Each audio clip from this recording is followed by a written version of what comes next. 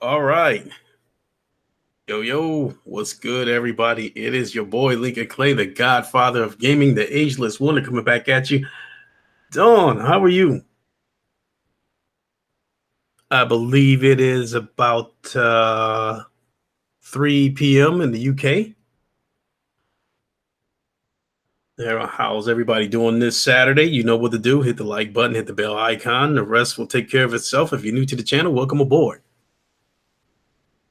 Excuse me. So, I think I want to wait a couple of minutes before I dive into the topics because I understand with YouTube, these notifications are funky. It takes a little bit for these notifications to get out to everybody. But I think this was the perfect time to have this podcast, as it gives our friends a chance in the UK a chance to catch the podcast at a decent hour and don't have to watch the replay of it.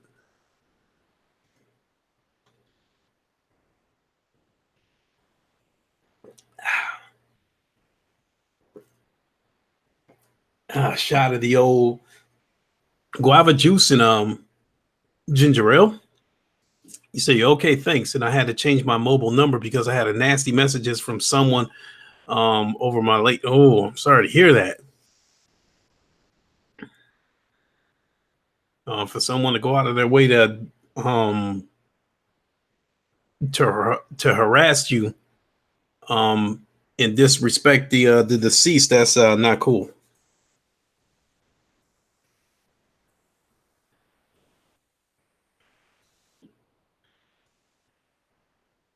So also, my apologies to the round table.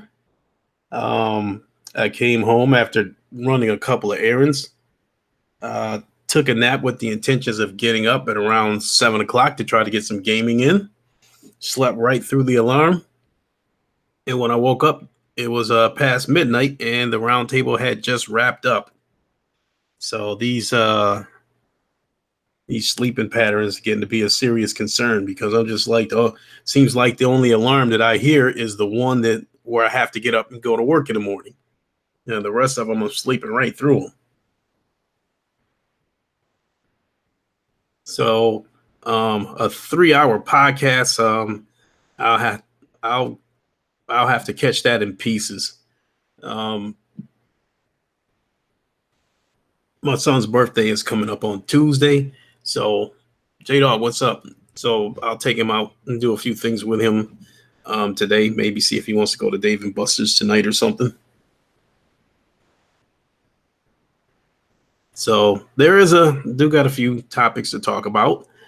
Was able to muster up enough news to talk about for live from Wakanda and get back to the gaming week in review.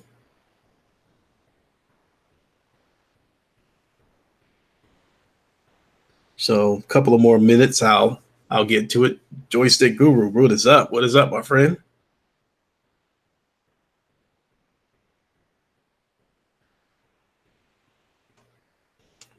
So no, it's not. And I don't need all this from someone who is disrespectful. Absolutely. Um, I don't know if you got a bunch of cycles over there in the UK, but it's something like that. It's no surprise if when it happens over here because we got a bunch of nuts over here.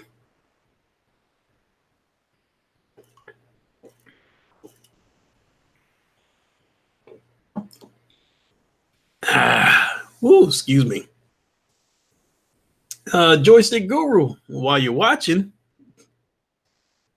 you know that May 21st is a big day. Am I picking up Rage 2? Probably not.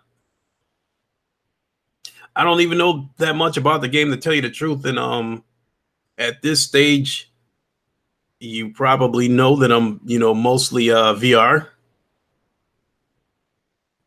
And I'm just being honest. It's not that flat screen games um It's not that I'm like not interested in them at all anymore. It's just they're gonna have a whole hard time holding my attention. You know, a lot of these games are gonna wind up being backlog games, and shit, you might as well say Days Gone ended up turning into a backlog game. I played it for those first couple of streams, and then that was it. You know, I got right back to my VR games. Um, and then MLB The Show, same thing. I did a couple of streams on that, and that was it. And I haven't been back to that since. You know, as far as that goes, I've got a ton of VR games that are backlog games, and I need to start getting to them. I need to start branching out and doing different streams with different VR games instead of the same shit. You know, VR Space Junkies is a really fun game. I need to um, excuse me, I ain't gonna say that I need to scale back on it, but I need to add more games to the repertoire in terms of the games that I stream. Poker Stars, that's just how I close my night. It's very relaxed. It's very relaxing. It's enjoyable, and I like ending my night, you know, in a relaxed mode. And, Poker Stars put me in that, you know, in that mellow mood. So you said you're still on Days Gone. It's long, but good game so far. You pre-ordered Medieval. If I'm not mistaken, Medieval looked like. I think Medieval looked like that Disney Pixar looking game. I don't think it's a bad game, but I'm not interested in it. You know, I guess getting back to, you know, I guess the touch on the state of play thing. The only games out of that really interested me was the Predator game, and I'm wondering if that Predator game is going to take on a what's the word? I wonder if it's going to take on gameplay similar to like Friday the 13th, where you got a team of 4 or 5 people, and a random person is selected to be the predator, and the other 4 or 5 people have to work together to kill him. Or is the predator going to be AI? You know, is it going to be an AI that's just going to do random shit? Which I hope that isn't the case.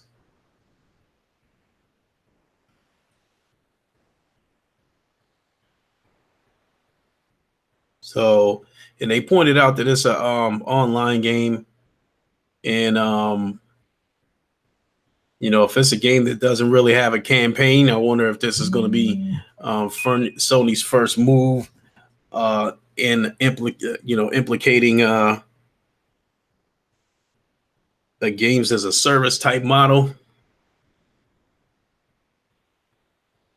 So I don't know, but nonetheless, the Predator does interest me.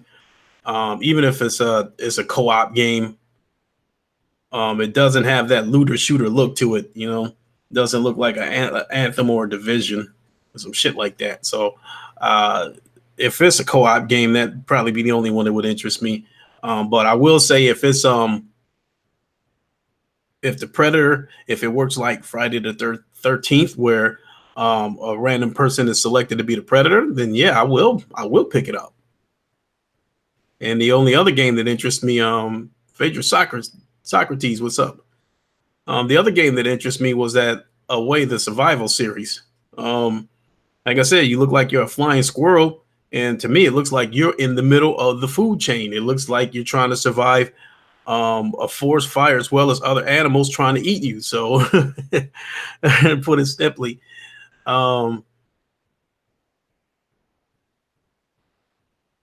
know, I think that'll be an interesting game. So at first I said I wasn't interested in it, but right now, just one of those things where maybe if once I get a little more information on it, maybe I will get it.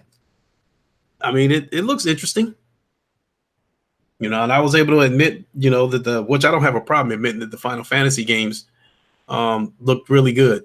It did look really good, but I've never played a Final Fantasy game before. I've never been interested in them. You know, Socrates, you said anything with flying. So that's where I'm at on the state of play. Not every game is going to interest everybody. I mean, even with the first state of play, with all the VR shit that they showed, not every one of those games interested me.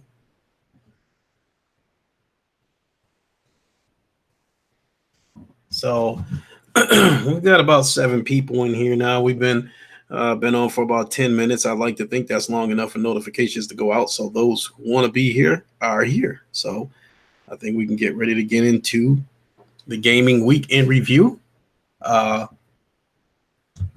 From live from Wakanda, as we are in Wakanda. I'd like to thank everybody for coming.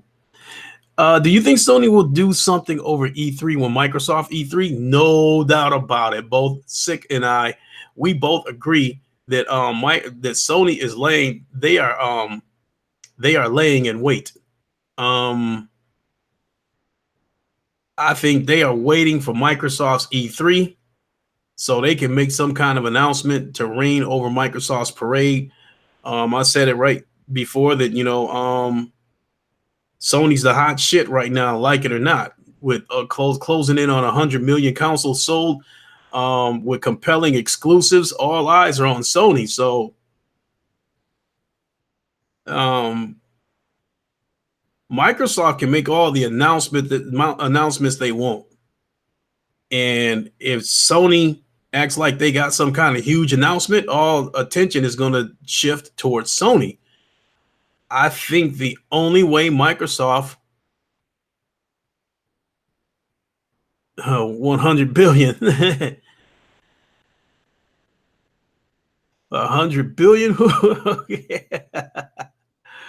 I think the Last of Us release date, maybe. Well, here's the thing, Ice Queen Gaming.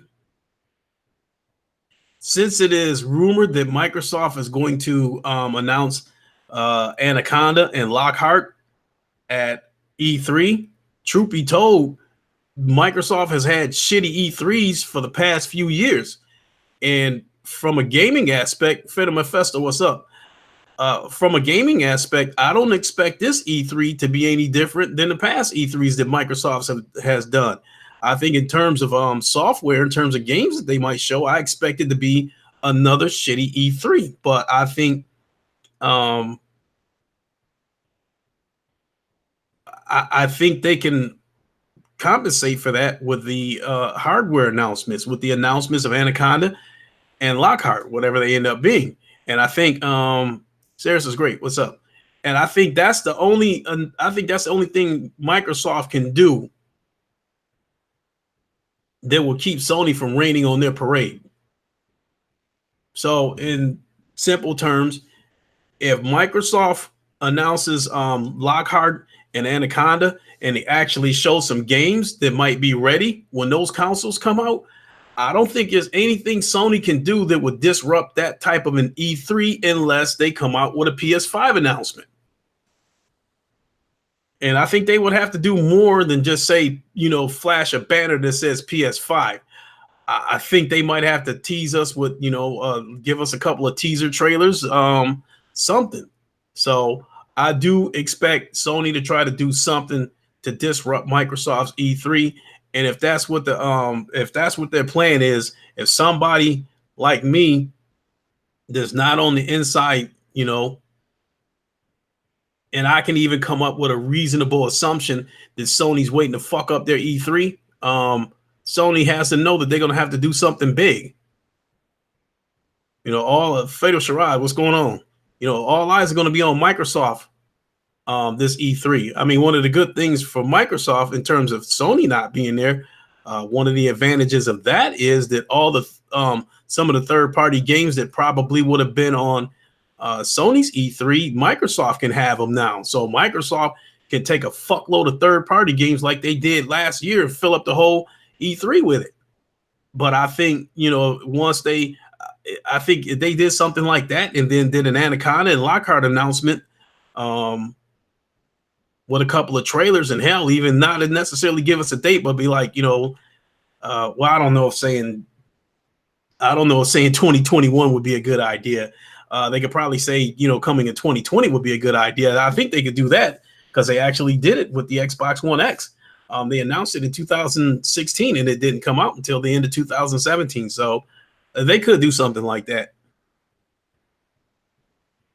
So if Microsoft did something like that, naturally I expect them to show a fuckload of third-party games. I expect them to show a couple of rinky-dink exclusives, promote the shit out of Game Pass, talk about the X Cloud, talk about this fast lane shit, whatever service they was offering. Um, and then, like I said, the hardware announcements would be the icing on the cake. If they did all that shit, it would be pretty hard for Sony to disrupt their E3. I'm just being honest. I think only a PS5 announcement could disrupt Microsoft's E3. And if Sony's laying in wait and waiting to fuck up Microsoft's E3, I don't think announcements. I think the only way announcing, like, say for instance, if they were to give us a The Last of Us 2 release date, saying it is going to come in 2020 is not going to fuck up Microsoft's E3. They would have to say that the shit's like a month away. They would have to do something like that in order to fuck up Microsoft's E3. They'd have to do more than give a release date. The release date would have to be within sight. The shit can't be 6-8 months, a year from now.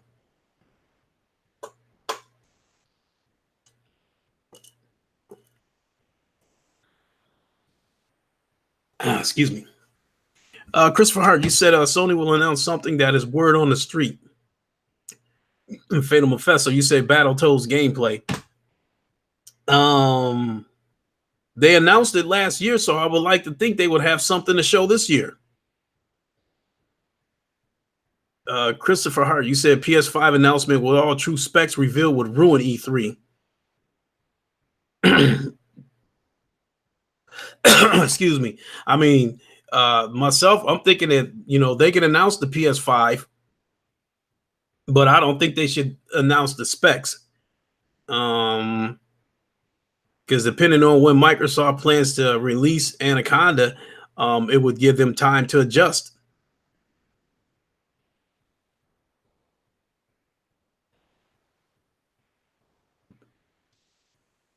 Excuse me. So let's go ahead and we got 14. So let's go ahead and get into the gaming week in review. Let me go to my notes.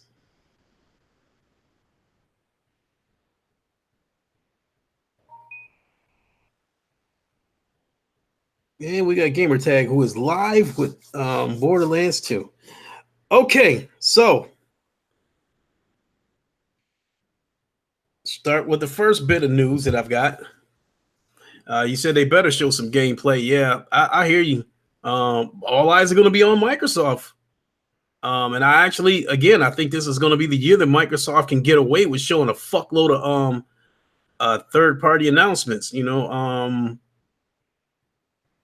but it's been a year now since Microsoft's been shooting their mouth off about, these studio acquisitions that they made. I don't know if they would have any kind of trailers or anything like that ready for whatever these studios might be working on, but they should at least have cover art or something just to show you where they're going. Yeah, right there, Christopher Hart. If Sony ruins E3 for Microsoft, they will retaliate with better Xbox spec announcements. Myself, I don't know what the point of trying to make Anaconda the most powerful console out there when you're not going to have games to justify buying that console. But if Microsoft is bent up on having the most powerful console, I guess more power to them. So the week that was in review, Microsoft raises the price of Xbox Gold by 25% in the UK. Would you expect any less than them? What catches me by surprise by that is that they raised the price of Xbox Live Gold in the UK first and didn't do it here. I mean, in terms of money, I think America is still a gold mine. So I think any company looking to make money, you have the most potential in America. And, Microsoft already has America on its side. Just sheer patriotism alone is part of what sells their product, because this shit is I think this shit is garbage. I think people buy Sony products because their product is good, not because they're loyal to Japanese. But over here in America, people buy Microsoft shit because they are loyal to American products. And so it's not a case of whether this shit is good, because I don't think it's good. I wouldn't be surprised if 10, 20, 25, 30% of Microsoft sales is based off of sheer patriotism. With that being said, Microsoft could have went ahead and raised the price of Xbox Live Gold here in America first, and whatever complaints or backlash they would have got, it would have quickly went away, and then everybody would have went back to business as usual. Now, don't get me wrong. I think it's not a matter of if, but when Microsoft raises the price of Xbox Live here in America, they're going to do it at some point. And I know Sony's going to be watching. So if they see what happens, and see what kind of backlash Microsoft gets, Sony might end up following suit. One thing I do see about Sony is, I've said that before, and I'll say it again. Sony knows that it is dominating in a territory that people don't like the fact that they're dominating. So they have to be careful about their egregious acts. So whenever Microsoft does something fucked up, Sony might match them, but they won't go over them. I mean, the last time they did that was when they made the PS5, the PS3 $600. And I assume they learned their lesson from that. Since then, Sony might match some of the bullshit that Microsoft does, but they won't surpass it. So that being said, when Microsoft finally raises the price of Xbox Live Gold here in America, Sony will probably do it at some point, but they will only match what Microsoft does. If Microsoft raises the price of Xbox Live Gold by 25% here in America, then Sony will raise the price of PSN by 25%. They won't jump up and raise it by 30 or 35%.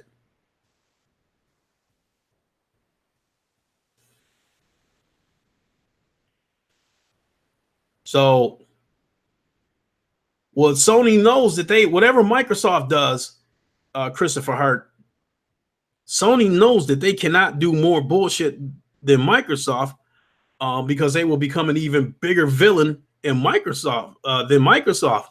And with Sony putting all their eggs in the PlayStation basket, if they fuck up here in America, they're gonna lose a big chunk of revenue. I'm led to believe that Sony makes the most money over in Europe, but they probably make the second most amount of money here. So the American market is still crucial to them. So the last thing they need is to be a bigger villain than Microsoft.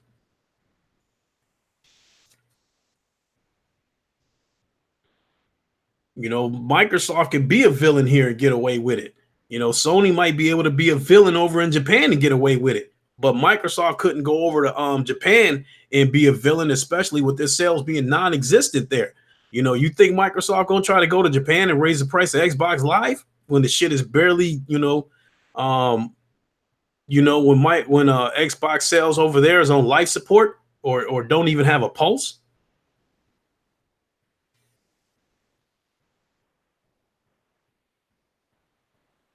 So I've said that before, that with the PS3, I think the biggest reason why PlayStation PSN was free was because it did not have voice chat. That's what separated PSN from Xbox Live last generation, is that the Xbox 360 had party chat, whereas the PS3 did not. What was fucked up about that was they still did it the old-fashioned way. If you and a bunch of friends wanted to chat, what you had to do was you had to do it one of two ways. You either had to go to the dashboard and do a video party chat, which I thought that feature was pretty cool, or everybody had to pop the same game in and meet up in the lobby and have their chat that way. So, I mean, Microsoft did revolutionize the party chat, by allowing you to stay in contact with your friends and play whatever game you want. You didn't, in the old days of the original Xbox, that's how you had to do it. You all either had to be on the same game or you all had to go to the dashboard and start up a party chat.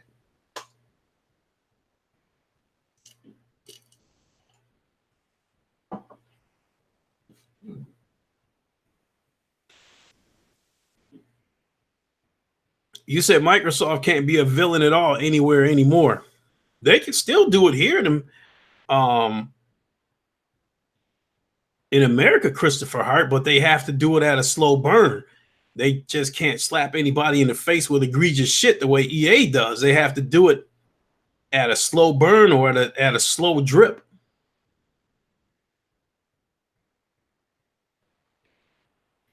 If you turn the heat up ever so slow, by the time the victims realize they're being cooked, it's too late. Microsoft can still be a villain in that way.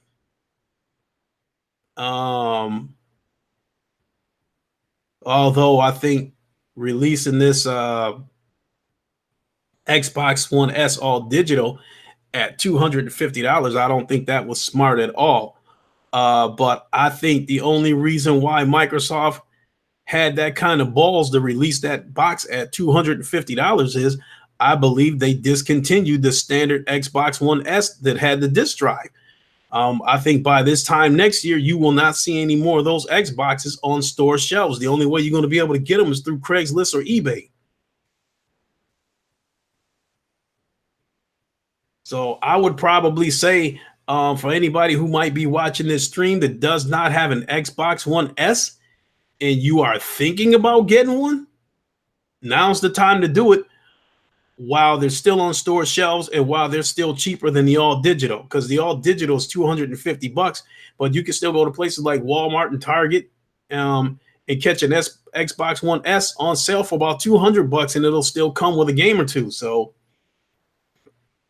along with the 4K 4K Blu-ray player. So if anybody's in the market for an Xbox One S, now's the time to get one, because I don't think there will be any more after next year. Just like with Oculus, they didn't tell anyone they discontinued the Oculus Rift. They just let, when I jumped on the Oculus Rift, I thought, I bought it for $350 and it was on, I thought this was a sale price. And I'm thinking to myself, I better jump on this shit now before it jumps back up to $400. I did not know the $350 was the permanent price because they had discontinued the Rift. And that was going to remain the price until they were out of Rifts. And I think they are out of Rifts now. I think Amazon might be the only place where you might be able to get a brand new Oculus Rift. Anywhere else, I don't think you can get them. I know you can't get them from Best Buy anymore. So I think that's what Microsoft is going to. I think that's what they're going to do with the Xbox One S, standard edition with the disk drive. I don't think they're telling anybody that they're discontinued. They're just going to sell them out. And next thing you know, this time next year, they're going to be gone. And if you want an Xbox One S, you're going to be forced to have to take that digital edition. They're telling you it's an option right now, but this is not an option. This is a smokescreen to push an agenda. So they're trying to force anyone who wants to buy the economy Xbox. You are going to be forced to have to take the digital edition if you do not act now.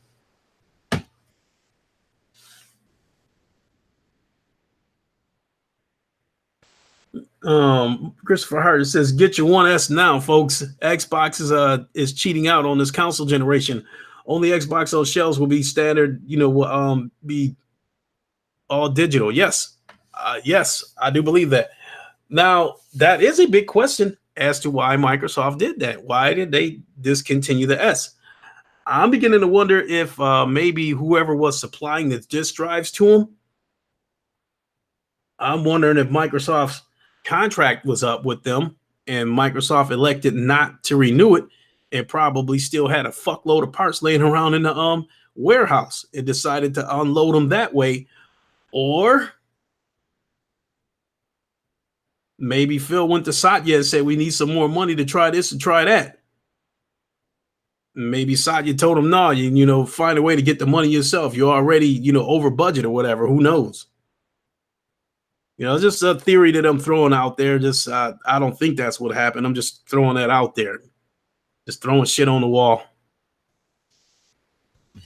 So, but yeah, so that's the deal there. They raised the price of Xbox Live Gold in the UK by 25%. So the next bit of news is that the Oculus Rift S is a bestseller on Amazon.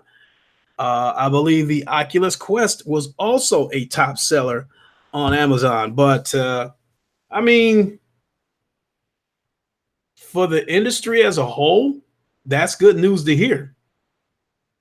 But at the same time, we know that that's been a marketing ploy that companies have been pulling for years, where they only send out just enough units to retailers, and they say they're sold out after 5 minutes. Well, if you only been given 5 units, of course you're going to sell out after 5 minutes. And Microsoft is the king of talking about shit selling out in 5 minutes. If I haven't seen it yet, but if Microsoft would have jumped up and said the all digital edition sold out after 5 minutes, I wouldn't be surprised if they did that. I think the only reason why they haven't done something like that right now is because the general consensus all over the internet is that this doesn't make sense, that it's a backwards move for Microsoft, that you're removing the selling point of this console and still selling it, as far as I'm concerned, the same price.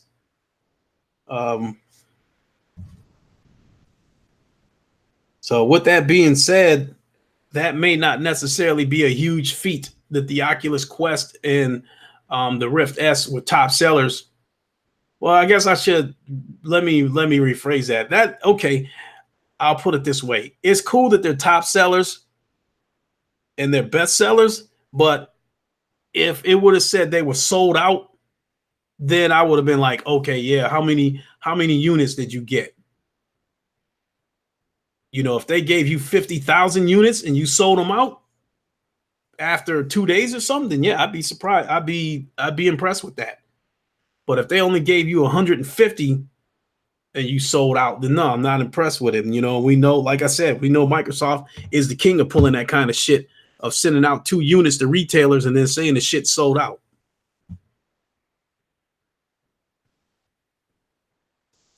But for the industry, I'm really glad. I am glad to hear that, no less. I mean, by this, I think when I started making the move to be fully committed to to VR, I was mostly loyal to the PlayStation VR because I felt like it was the most consumer friendly. Because if you have a PlayStation, you're already halfway there. And despite all the wires that people complain about, I still think it's a plug and play VR where you just plug it up, set your IPD calibrations, and then get on with it. Whereas this PC VR shit, there's still, you have to download the software. You have to update the shit every goddamn time. Have to update the GPU, all kinds of, like, it seemed like every fucking day on my PC, something's got to be updated. You said, speaking of, I think Crash Team Racing should come to PSVR. I think that wouldn't be a bad move. It wouldn't interest me, but I still think that's a good move because I was watching Anthony of VR 365 and he was talking about how Beat Saber is the most downloaded game on the PlayStation VR for 6 months in a row. And he mentioned that Vacation Simulator is second. And he believes that the reason why Vacation Simulator is selling is because of kids. And I agree with that 100%. And I think if they were to put Crash Team Racing on the PSVR platform, it would sell. I think it would be mostly kids that would want it, but it would sell because it would. I think Crash Team Racing would be the closest thing to having Mario Kart on the PlayStation VR platform. mean, take Astrobot for instance. It is a good game. I think part of the reason why Astrobot sold is because it is generally a good game. But I think with with Astrobot also being called the Mario Odyssey of PlayStation VR, I think that strokes some people's interest too. So if they were to bring Crash Team Racing to the PlayStation VR, there would be some interest in it. But I think after the initial rush, after that, when people say, hey, this is the closest thing to Mario Kart on the PlayStation VR format, then that might draw in some other people. So, what do we got for the next bit of news? I've talked about this before, but I'll go ahead and talk about it again. Christopher Hart, you say the vacation sim is because of kids. VR will grow if kids are marketed to as well as adults. I agree. So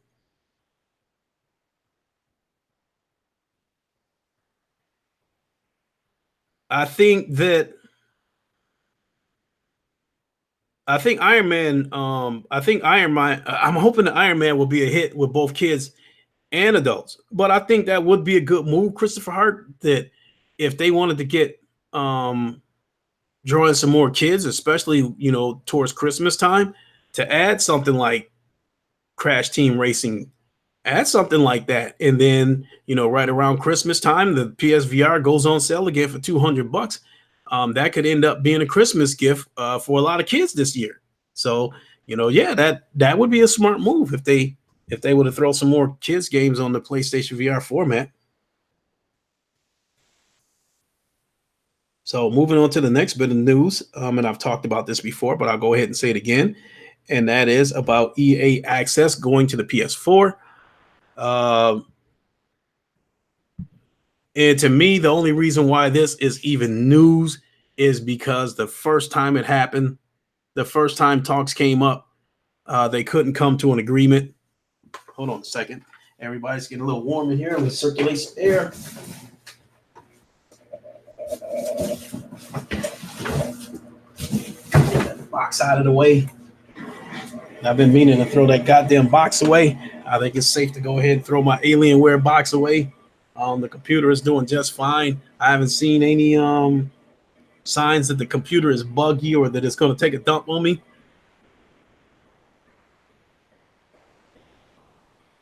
I think the only thing that I keep an eye out on the Alienware Command Center, and I monitor the temperatures of the CPU and the GPU. And I guess like 80, 90 degrees is hot. So I try not to leave any, the more I'm seeing that the more windows you leave open, the hotter the computer is going to get. So I don't leave any windows open that I'm not using.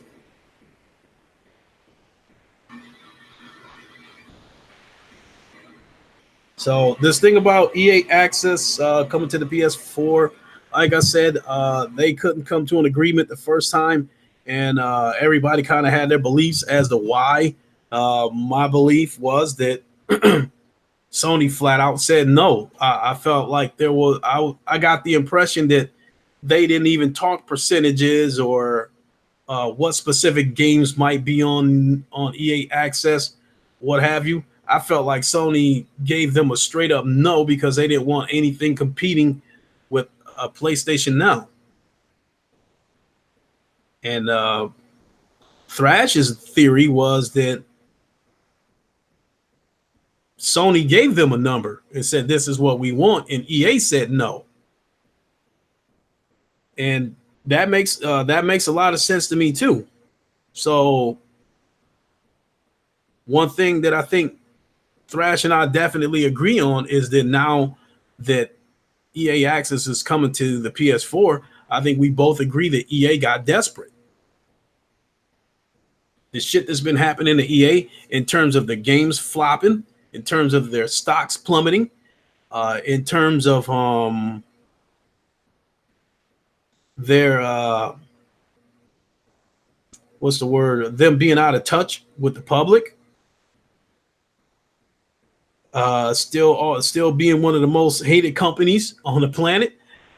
Uh, I think EA got desperate. I said it before that I think the only games for EA that's probably consistent is Madden and FIFA because the same people buy that game every year. So I don't know if the user base is going to get smaller for that game, but I don't think it's going to get bigger because it's the same shit every year. You know, I don't think they can't make any kind of announcements to draw new people in with that game.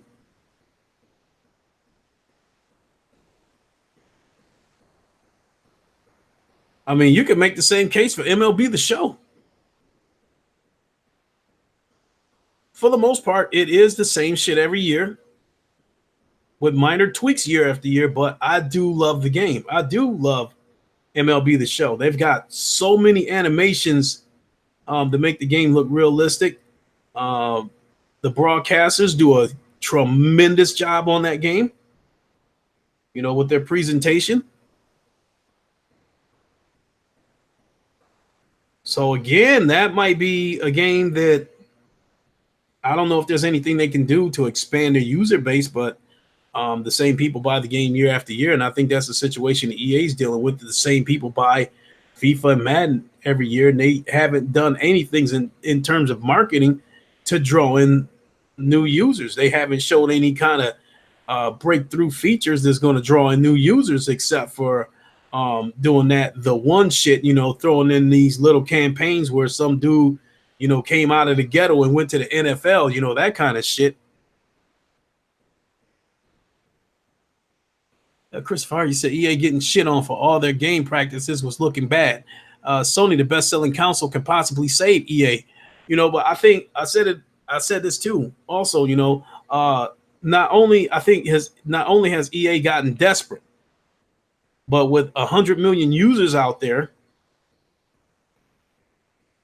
let's say, let's say best case scenario. Okay, FIFA comes out. The same people buy it every year. They buy it when the game comes out. That's it. They're probably not going to get any more people to buy the game until it goes on sale. Same thing with Madden. I think there's only so much money they can expect out of those games year after year. But with EA Access, I think EA Access, I don't know what it costs now, but I know when it first launched on the Xbox, it was $5 a month. So with 100 million consoles out there, let's say they could get every one of those 100 million people to get EA access. That would be $500 million a month of reoccurring revenue coming in.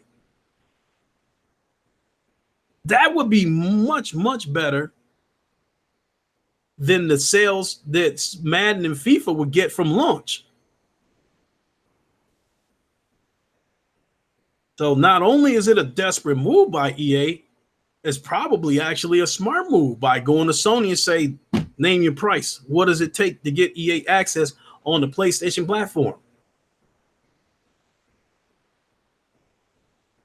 I mean, hell, with 40 million Xboxes out there, um, if you can get half of them, 20 million of them to get on board with EA access, that's still 100 million a month coming in.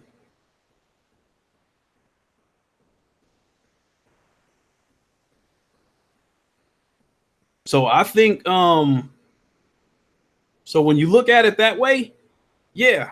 Um Trying to get EA access on all platforms, that's obviously what EA is trying to do, the same way Microsoft's trying to get Game Pass on all platforms. So whatever platforms, let those platforms do whatever they do to build up their user base. So, you know, in the case of Microsoft, they're done competing with Sony. Let Sony go ahead and win. Let them build up their user base and then find a way to try to tap into that user base and get money off of them. Craig Harris, what is up? How you doing, my friend?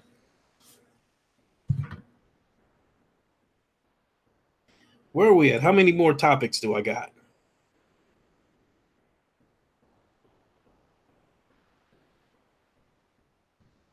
I got a few more topics. We'll probably be here for about another 45 minutes. So it's been a while since you've been to Wakanda, Mr. Harris. Care to join me?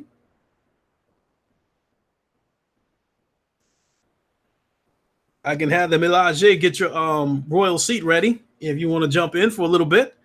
I think I've got enough topics to cover that could keep me busy for about another half hour, 45 minutes. All right. Stand by to receive transmissions. You know the flight pattern. You know the sector.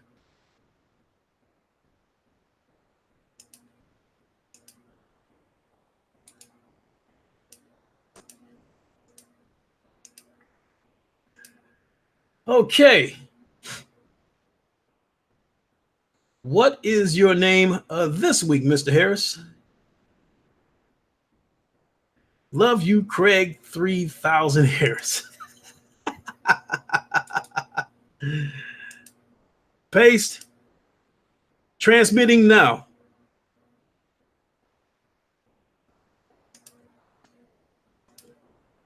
And we look forward to your return visit to Wakanda. You have the coordinates. You know the flight pattern. You know the sector. My guards will await you at Sector 21 as usual. And they will escort you to your private room so you can get on your royal duds before joining us at the royal table.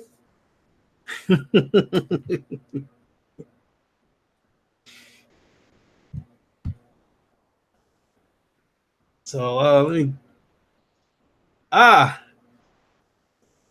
And he has arrived.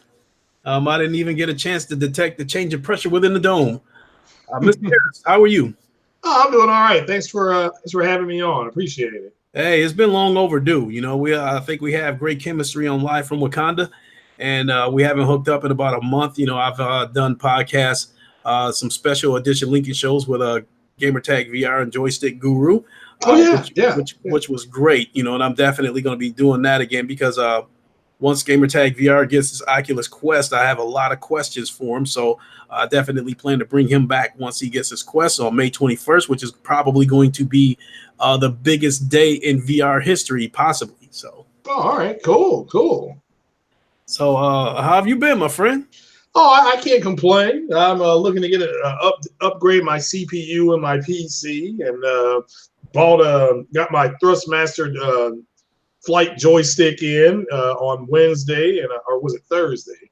I got it in on Wednesday, but I didn't open it till Thursday night. And been playing Falcon 4.0, not the modded version. I've not been able to download the modded version of it yet, but I've been playing that, and it's been still the same, getting shot down. But it's a really hard simulator. And you get a little bit of criticism here from the chat. With Mod Razi said Craig has VR, yet still playing Mass Effect. Yeah. with a mech meme. Meh. Hey, I mean, as much as I love VR, I can't play it every single day the way I want to. You do have to be in the mood to play it. And I have to be in a mood where I'm prepared to stand up for an hour or so. Yeah, and I sit down to play it, but I have to move I have to move like my living room table, which is a small. I have a small glass table, and and put everything on, and the wires hanging down and stuff like that. It's got to be in the mood to play it. But yeah, I mean, they put Mass Effect in VR. That's something that hopefully EA does. But at the end of the day, it's still fun. Yeah, I still enjoy playing VR. So I can only do it in short increments, 45 minutes to an hour. Okay, so are there any games that could come to the PlayStation VR this year that would make you invest more time into it? Yeah, well, I mean, Elite Dangerous. That could be. I was thinking that. I was thinking that. Yeah, so you do know according to Christopher Hart, it can work. You can do it. Mm-hmm. No, it was Impatient Fire that was saying it. You can download the Trinus app or something like that, and you can use your PlayStation VR on your PC. And Elite Dangerous is a game that does not require any kind of sensors. You just need the headset and an Xbox controller, and you're golden. Yeah, that's true. You Yeah, might even be able to use your flight stick on it. yeah, if I have the flight stick, yeah, from now on. Yeah, I may do that. Yeah, I may do that. But yeah, that and who knows? They may announce that here pretty soon. But So, do you have Elite Dangerous on the PC? no, not yet. I just have it on PlayStation. I'm pretty far into it on PlayStation. I'm trying to get to the center of the galaxy with my little raggedy ship I got. Okay, so with that being said, is No Man's Sky a game that you've been interested in or ever Yeah, played? yeah, I'm getting No Man's Sky. Matter of fact, I've got No Man's Sky. I'm just waiting on the VR update. Okay, sweet. So I plan to join you then whenever that happens because I have it. Yeah. It's going to be cross-play, but I do have it on both the PSVR and Oculus. Oh, okay, cool. Yeah, no, I plan on getting that. Yeah, that'll probably be where I spend because I've already beaten No Man's Sky. Or I got to the center of the galaxy, which was your goal. But yeah, I'll truck around in that again. According to Christopher Hurt, it says once you have the Trinus PSVR on PC, you can play all Steam VR games. So yeah, well, that's good too. Yeah, Steam's got a ton you don't of have VR to. games. So you don't have to buy another headset in order to access all those games on Steam. You know, you'll be able to use your PSVR headset. So there's believe me, there's another world waiting out there on Steam.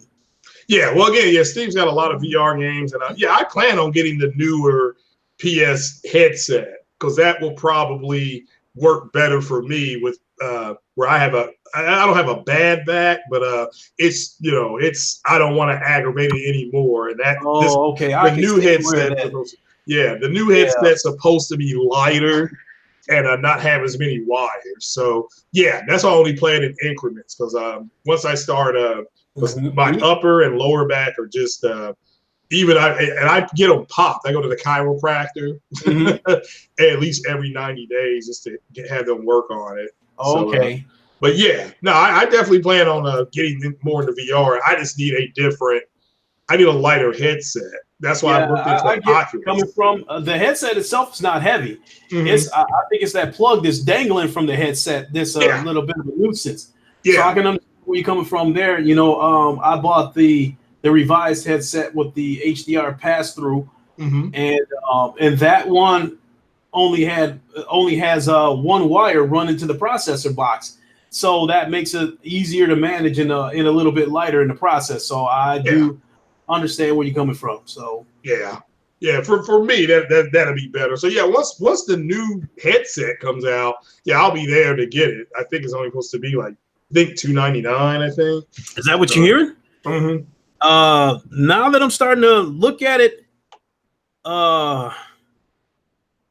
see when all these patents were coming out that we were hearing about for the PlayStation VR 2. I felt like Sony was probably going to price this thing at $400 or even $500, and I felt like they might be able to get away with it because they are currently the VR market leader. They were filing patents for technology that looked like it was cutting edge and ahead of its time, but it looks like the way VR is advancing right now, to me, it looks like when the PlayStation VR 2 comes out, some of the functionality and some of the features that's going to be on that headset is not going to be new technology. It's basically going to be status quo. Yeah. Well, for me personally, their VR, which I think is really good, is and now that they're getting more the Iron Man game coming out, and a lot of those games are showing the state of play. Those will be VR games. I do think that game they showed Away, I think they'll have a VR conversion in that game at some point. So I'm looking forward to that today, or here soon. Without a doubt. So I think we've been through this before. Maybe not. So we know you're going to play No Man's Sky in VR. How about Iron Man or Blood and Truth? Do you have plans to play either of those? Yeah, Iron Man definitely. GT Sport, that's all. It'll all get done. It's just during the summer, that's when I play my games the least amount. And now that I've got my flight joystick, I got to learn how to mod the computer to play this Falcon BMS benchmark Sims. That's what BMS means. So that'll be what I'm doing this summer. But I game least, and I still got to play MLB The Show. I've only played like 12 games on that. You got more than me. I've only played 2. Yeah, I'm 12 in, and then oh man, then the game's coming out this month. I still have to play Days Gone. I haven't been able to get to that yet. I've got that game. I just been busy. So, I'm sorry. My apologies to Ben Studios that Days Gone was a game that I was definitely looking forward to. I absolutely could not wait for the game, and the game did not disappoint me. But 2 things killed the game. One is my love for VR. You just can't pry me away from the VR. And the other part is Sick Humor's fault. He kept doing streams of that game, and I couldn't quit watching. So yeah, it's his fault. Oh, that fuck nigga, it's part of his fault. I'm just messing with you, Sick. Even though it was enjoyable watching his streams. And it's unfortunate that I ended up letting this be a backlog game. I'll come back and finish it. It might end up being a situation like God of War, where I might come back 3 months later and end up finishing the game. Right now, I'm focused on Blood and Truth. I absolutely cannot wait for that game. That's May 28th. Oh, really? And it so happens that is the day after Memorial Day. I have put in to take the day after Memorial Day off. That will give me a 4 or 5 day weekend, and it only costs me 1 vacation day. Yeah, yeah. So when the game unlocks at midnight, I won't have to worry about getting up the next morning to go to work. Lucky though. I got to work on Memorial Day. It's just a regular work day for me. So yes. So when the game unlocks at midnight, I will be streaming it, and I will not start streaming, and I will not stop streaming until I'm like literally collapsed with the controller in my hands. You're gonna pull an all-nighter. I'm gonna do my damnedest. I know, sleep has been a big issue with me. That's the story for another day, but I'm going to try to be well rested when that game unlocks at midnight so I can make an all-nighter out of it. There you go. Yeah, I still need to do my gaming all-nighter. I may do it on the 18th. I just, oh man, I got a whole bunch of stuff going on this week. So getting back into the weekend review, talking about the things that have happened this past week. Before you came in, I had just touched on the EA Sony situation about EA Access coming to PS4, and I gave my take on it. Everybody's got a lot of a take on how it happened the first time and what happened the second go around. So my take on when there were talks before and they couldn't reach an agreement, my thought was that EA approached them about bringing EA Access to the PS4, and Sony flat out said no and didn't even negotiate a price, a percentage, a length of time, what have you. I figured Sony just gave them a no and slammed the door in their face because they didn't want anything competing with PlayStation now.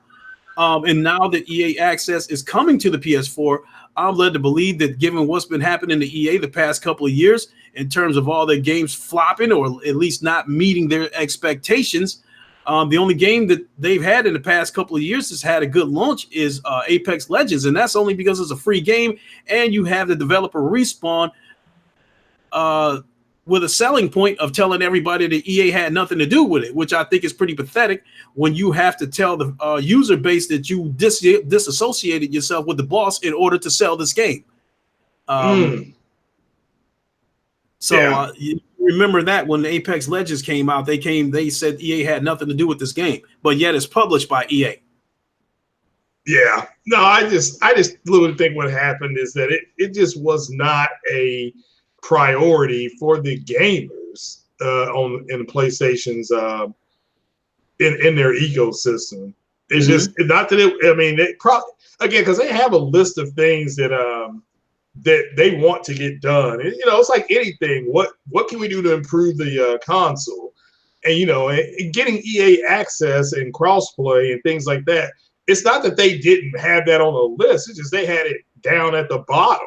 And now that the generation's coming to an end, they've openly said they're working on the next PlayStation.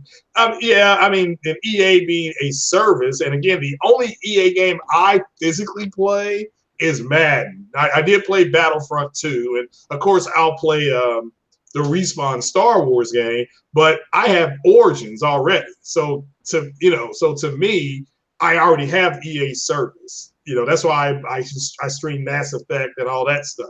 So that's from Origins, when that boots up. So, which is EA Access on PC. So, but I just think it was a lower priority. And yes, if you look at it from the console war thing, it was something that the Xbox had that the PlayStation didn't have, but it was an extra, whatever, $5 a month. And it's like, well, I'm not going to pay them for what? Early access to games that I'm going to buy anyway. So I'm gonna buy. If there's a Titanfall 3, I would buy it. I'm not gonna go to EA Access and play it for 8 hours and then be locked out. That's stupid. I'll just wait for the game to come out and I'll go buy it. But no, I honestly just think that they probably were gonna put it on there, but it's just not a priority. It's just not. I mean, that announcement came out. It's like, all right, well, this is not that big a deal. Because it's. I didn't buy the console for a bunch of features on it. I actually was talking to somebody on Twitter, and the guy literally said, we didn't buy the Xbox for exclusive games. And I'm like, then what did you buy it for? I mean, wow. That's what I said. I said, then why are you? I said, I don't understand the conversation. You're literally saying you bought the console for what then? For what? Because and that's because the same games that are on EA Access are on Origins for me, So and Origins will have sales and things like that. The EA Access ain't gonna have. I have access to games like old Star Wars simulators, flight simulators. They don't have that on Xbox. Well, for somebody to say something that ignorant like that on Twitter, if you bought a console for features, then I have to assume that you bought the PS4 first, because when the console launched, it had more features than the Xbox. The only feature that the Xbox had over the PS4, which it really didn't, was the Kinect, was the being able to talk to that damn Kinect. Which it wasn't voice activated. Yeah, which if you had a higher, and I was lucky, I had a 1080p TV that was one of Samsung's top of the line, and it was voice activated. So if you had your PlayStation plugged in and had it set up where that is when your TV came on, the PlayStation came on. That's the way I had mine set up on my Samsung TV. I would just come in and turn, say TV on. Well, the TV would come on and the PlayStation would come on. That's years ago. That's like 2014. Yeah, so with that being said, the Xbox really didn't have any advantages in terms of features. In fact, Twitch was not up and running yet. Twitch was not up and running. Xbox got caught behind. In terms of the ability to stream games, that Xbox got caught behind with the streaming, which I didn't think. You couldn't do that with the Xbox. You couldn't stream from the console. You couldn't stream from Twitch. You couldn't stream from YouTube. And then you had live from PlayStation, which allowed you to stream from your living room and show people what's going on in your living room and that kind of stuff. The Xbox did not have that feature, and live from PlayStation was a big hit with PlayStation gamers when the console first came out. So much to the point where you were starting to see freak shows and stuff like that. I think there was a good number of people who weren't playing that many games. They were interested in seeing what people were doing on Friday nights. Yeah, no, I don't disagree. Now Xbox had more games at launch than PlayStation. PlayStation was the one that had the features and things like that. But people just, when they bought the PlayStation 4, they understood that once PlayStation hit their stride, which was it February? The February of 14 Street Fighter came out, I think, February or March. Then that was followed by MLB The Show 14. Then they started cranking out the games. And then the summer went by and nothing was really out. And then all of a sudden we get some fall. And we get games like Until Dawn and stuff like that came out. And those games were successful. Until Dawn was a huge hit on college campuses. Like they would stream that game and people would have people come to their dorms and play it. And because it was a survival horror game.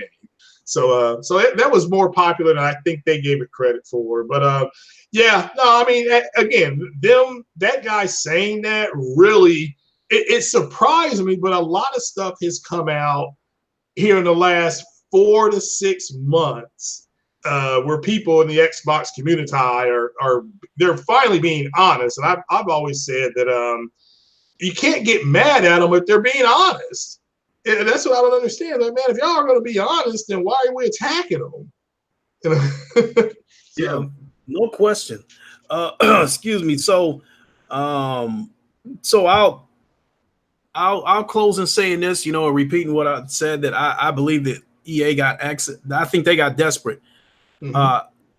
I think it was desperate, but in the long run, it was probably a smarter move. I felt like they probably got desperate, went to Sony and said, name your price. We got to make this happen. We got to get EA access on the PlayStation platform. Then I said it before, the Sony's the gravy train right now with 100 million consoles out there. I'm just going to say 100 million sold, because it's not a matter of if they get there, it's when they get there. So I'm going to go ahead and say 100 million sold just to make it, make it easier to make it my point. But with 100 million sold, that's a potential 100 million buyers with recurring revenue every month. So with that being said, when you look at it from the big picture, it was probably more beneficial to get EA access on the PS4 at all costs, because as I said before, their games have had they didn't meet expectations or they outright flopped. And I felt like games with FIFA and Madden being the biggest and most consistent sellers, you can only expect so much from that, because those games don't do anything to draw in new users every year. It's usually the same people buying that game year after year. So it's only so much revenue you can expect from that. But if you get EA access onto the PlayStation platform, you're looking at a potential of 100 million buyers. And I said that before, even though it's ridiculous to say something like that.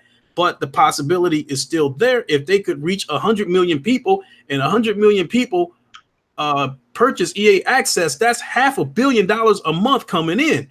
With that being said, they had to find a way to get EA access on PS4 at all costs. Yeah, I mean, again, there's no doubt they approached them when it first happened. And I think Sony said, in 2014 or 15, that it wasn't a good value because people were not going to pay whatever it was for PS Plus or PSN, whatever it's called, and then pay another $5 and for that. That's just, people weren't going to do it, so, and now you're at the end of the generation and it's like, all right, well, you know what, EA access is here now. If you want it, I'm not going to get it. I've got it. It would be nice if I could use my Origin ID, but we can't. So, yeah, I mean, for the people that want it or want to try it, they're going to give you like the first month for, $3.99 or something like that. Go ahead and try it, I guess. I mean, EA's got a lot of cool games. Like I said, Titanfall 2 is there. Some other EA games are there. But yeah, I would hope Ubisoft would do something like that. Now, if Ubisoft did it, I'd do it. No, I would do it. Do you know if EA access is cross-buy? What I mean by that is I purchased EA access and it works on all platforms. Nope. Not so far. They haven't announced it. It would be nice if it was. You have to have a separate account on each platform? I think so, because like Mass Effect 1, 2, and 3 aren't backwards compat with the PlayStation 4. You can get Mass Effect Andromeda and play it if you're a fan of that. But yeah, it's just, so I don't think it's going to be. And yeah, we were doing a podcast yesterday at RGT. Shout out to them. One of the guests, I think it was Big Mike, and he made a good point. The worst version of EA Access is on PlayStation. So to me, it should be the cheapest version. We should only be paying $3.99. Why is it the worst version? Because there's games that are not going to be available. I think Dead Space 1, or Dead Space 1 or 2 will not be available because of the architecture issues, and then Mass Effect 1, 2, and 3 are not available, and those are very popular games. Dead Space has a big, has a lot of crowd, has a lot of fans still. There's still people still mad at EA for not redoing that game, and then and then the Mass Effect games 1, 2, and 3 are not available on PlayStation. So that's just the way it is. So but so it's not cross buy, or cross purchasing. So, which you don't hear people yelling anti-consumerism and stuff like that. This shows you the hypocrisy of those people. So, Okay. Let me see here. This flashed across. I think it was earlier today. Um, this wasn't part of my notes, but I'll go ahead and mention this and let you take the wheel on this. Alvin Sargent, the Spider-Man screenwriter, dies at 92. Yeah, rest in peace.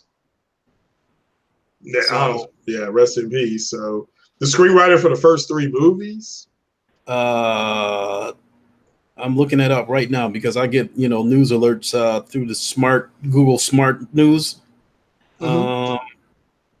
Let's see. He won Oscars for Julia, a 1977 Holocaust drama based on the personal writings of Lillian Hellman and Ordinary People. 1980 film. However, he will be remembered for his later work on Spider-Man. He wrote the screenplays for Spider-Man 2 in 2004, Spider-Man 3 in 2007. He also did a rewrite for the 2012 The Amazing Spider-Man. Okay. Yeah. Rest in peace. Yeah, Spider-Man on the big screen though, that's cool. But Spider-Man 2, that screen, that was pretty nice. You said, hold on. This is starting as a writer for television. Sargent made it big on the big screen in 1966 with Gambit, a comedy thriller starring Michael Caine. Okay, so this guy's been around for quite a while. Yeah, he lived a long life. So yeah, rest in peace. Shout out to him. Mm-hmm. So for making that. But no, that's unfortunate, and that's a loss, and it's sucks because the new Spider-Man movie's coming out in a few more weeks. So but yeah, rest in peace. Yeah, no question about that. So the next topic that I want to talk about is going to be VR related, specifically relative to the Oculus Quest. Mm-hmm. Feel free to jump in and give your opinions. And Miris, what is up? How you doing? So the Oculus Quest will allow remote access to PC and compatible with an Xbox controller. Those have been a couple of concerns about the Oculus Quest. The Oculus Quest is about to embark on a journey that hasn't been seen, in my opinion, in the VR realm. We're about to get PC quality VR experiences without the PC and without the cords. So right. The Oculus Quest, as you probably heard me say a million times, the Oculus Quest has a chance to take what the PSVR done to the next level. Because of this, its portability and not having to be chained to a computer, I would not be surprised if Oculus ends up being the market leader coming up this generation, because not to mention they're going to have about 1.5 years, maybe 2 year head start on the PlayStation VR 2. So by the time the PSVR 2 launches, I don't know if they will have caught up with the PSVR in sales, but they will be ushering in the next generation. They will be the market leader for the next generation. But the thing with the Oculus Quest, a big concern is part of the selling point of the Oculus Quest is us, people like me, that might buy this Oculus Quest and take it around the places and show it to people. And it's going to be hard to show it to people and get them to get on board with it if you can't cast it onto a TV. Currently with the Oculus Go, you can cast it onto a mobile device and you can cast it onto a tablet. But now it's been confirmed that you can cast it on any device with Chromecast. So if your TV has Chromecast, you can cast it onto that TV, which is going to be huge for the marketability for the Oculus Quest. That is going to be huge, and it also is compatible with an Xbox controller. So that was a big concern about the Oculus Quest. That question has been answered. So I'm hearing that the Oculus Quest is doing well in terms of pre-orders. So I expect big things from the Oculus Quest. So if you want to take a minute to give your thoughts on that, feel free. Otherwise, we can move on to the next subject. I was just gonna say, yeah, we got to remember that Sony and Oculus and HTC, they're all working together to help grow that market. We got to remember that, and because that's a budding market.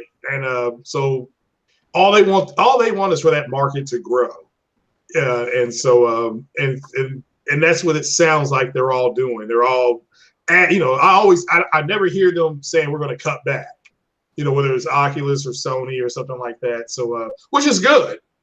Excuse me. Which is fine because I personally want that market to grow and be healthy because it's just another way to enjoy the games. To enjoy gaming. So because not everybody wants to do it on a flat screen. Some people want to do it on tablets and stuff like that. So yeah, no issue for me. Can't I mean, if Oculus takes the lead, then Oculus takes the lead. The main thing is that it's growing. Right. So, that's kind of what I would look at. So the more money they put into it, the better off everybody's going to be. I definitely agree. Myself, I was for the growth of the industry, but I wanted PlayStation to lead that charge. I wanted them to grow the industry. I mean, up until now, they deserve to be in the position that they're in. But Oculus, the Quest has a chance to take this to another level. So I'm at the point now where I don't care who leads it. I just want the industry to grow. And so I want to respond to a couple of comments out there. We got Christopher Hart. Well, we got Riyad Dewan asking how much is the Quest. It's going to be $400. Christopher Hart saying that's too much money. The way I feel about that, Christopher Hart, with the Oculus Quest, I don't think $400 is a ridiculous asking price, but I think it might be a lot to ask for someone who's not in the VR yet, because anybody who's not in the VR or anything new to them for that matter, price is always going to be the issue. If you ask someone to step into a new field, price is always going to be an issue. And so for some people, $400 might be a little bit steep. But I think once the Oculus Quest comes down to, like, say, maybe $300, I think they're not going to be able to keep them on shelves. Yeah. By the time it comes down to $300, there's going to be a trillion games out there that's going to be available on the Oculus Quest. And then they're going to have new games that's probably going to be developed strictly for the Quest, to further promote it. No, Christopher Hart. Both the Oculus Rift S and the Oculus Quest are $400 a piece. You might be hearing that people might be scalping them already. That could be what you see it. But no, it's $400. Wow. So the next bit of news is a VR related news too. And this is Vader Immortal, which is a Star Wars game, which is exclusive to the Oculus platform. It is a Oculus Quest launch game, which will be coming out May 21st. But what I do not know is whether the game is going to be available on the Oculus Rift, because this is supposed to be a game to promote the Oculus Quest. It will be coming to the Rift at some point. I just don't know if it's going to be day and date. It is $10. That originally concerned me because I felt like with a price of $10,000, $10. Where did I get 10,000 from? With a price of $10, I was led to believe that it was going to be some cheap bullshit. So it looks like it's going to be, somewhat of a quality game, but I guess this is supposed to be the first of 3 installments. So that's a little bit more refreshing knowing that. But at the end of the day, I would rather them go ahead and paste them all together and make one entire game out of it and just ask you 30 or 40 bucks for it. So, Fatal Charade, I agree with you. They should include a copy of Beat Saber, but instead they're including a demo of Beat Saber that's going to allow you to play 2 songs. So, and with Beat Saber pretty much being the #1 VR game across all platforms, that's a shit ton of money waiting to be made. So, I guess from a business standpoint, I guess I can't blame them for not including the game. They're going to give you enough to entice you to buy the game. Yeah. Yeah, I mean, again, I would have the game with the robot. That should be free because that game was something else. But again, it's just, guys, they got to grow the market, and the VR market is actually moving faster than the 4K TV market. And you know what? And I'm glad that I got into it while it was still somewhat in its infancy. So a couple of years from now, when I think that VR can hit its stride, I won't be one of those guys where people look at him and say that, that I'm a bandwagoner and that, I'm jumping on VR because it's the hot thing now. And, because I know that's going to happen. There's going to be some, when VR hits this stride a couple of years from now, you're going to have the MBGs and stuff like that. That's going to act like, I've discovered virtual reality. I can't believe I've been stuck on flat screen games all these years. That kind of shit. There's going to at least be one person like that that's going to come out and jump on that bandwagon. And it's going to be funny to see when that happens. Yeah, I mean, again, they got to price it so that people can go out and get it, especially if you're going to get the PS5. If you're going to be paying $500 for the PS5, and let's just be honest here, most people, not all, most people are going to trade in their PlayStation Pros on the PS5. So if they're going to give you like $120 for it, I don't know how that's going to work, because right now you can go trade in your Pro and get $300 in-store credit on an Xbox, for a bundled Xbox. So I can imagine what it's going to be like when the PlayStation 5 comes out and people want to, update or upgrade to that. So, but my suggestion there to me, that makes no sense to me. As far as the trade-in value, yeah. Well, I mean, the trade-in value is great, but from an entertainment value for somebody like me, it makes no sense. Because it would render my PSVR useless if I trade in my PS4 Pro. Well, that's true. Yeah, I'm taking away two. I'm taking away two variables. I'm taking away two experiences that are exclusive to the PlayStation platform, and that is the compelling flat screen games that they have, along with VR. I would be trading in. So I would be trading in the Sony exclusives. I would be trading in PSVR in order to be able to play third-party games that I could already play on the PS4 in the first place. Right. It's backwards. Yeah. So from that standpoint, it's backwards. It would make absolutely no sense. And I'm sitting here trying to analyze this thing. I'm like, could I buy a PS4 Pro off of Craigslist or off of eBay and then take it and go trade it in and get an Xbox One X? For what? I'm not going to play anything on it. Well, again, that's a friend of mine. That's what he did. He went to this website and he got a Pro delivered to him for I think he pays bi-weekly, and he just set up his own thing. They said, well, you have to pay us at least like $12.99 bi-weekly. So he pays $14 a month. He took the Pro that he had, he transferred, I guess, everything into it, did all the stuff he had, and he just took the Pro in to GameStop yesterday, a few days ago, and he traded in that Pro on an Xbox X. So he still has a Pro and an Xbox One X. Yeah, he still has a Pro. It's just he's paying, and the X is paid off. And he said the Pro he's going to keep it until the PS5 comes out. He said then when the PS5 comes out, he'll trade in this Pro. So I was just like, I said this sounds stupid, but that actually does make a little sense, because he didn't want to go out and he's trying to price a PC, but right now what he wants it costs close to $1,000. So, and that's removing the monitor. I said, well, man, take the monitor out of it and see where you're at. And it came down to about $1,000. But so he said he'll wait on that, and he'll just get the X for now, and then in a couple of years he'll get rid of his X and get the PC going. But the PlayStation, they're needing about 20% sales from PlayStation people with the new Xbox. So GameStop's pulling out all the stops at this point. So once again, people are trying to find a way to tap into that 100 million user base. People are trying to find a way to get on that PlayStation gravy train to make money for their own platforms. So rather than finding a way to make sell the Xbox on its own merit, you're trying to tap into the 100 million user base of the PlayStations and try to draw some of them in. Well, again, it's business for GameStop, because if everybody just says, you know what, I don't want an Xbox, and I'm just going to be there. There's no reason for.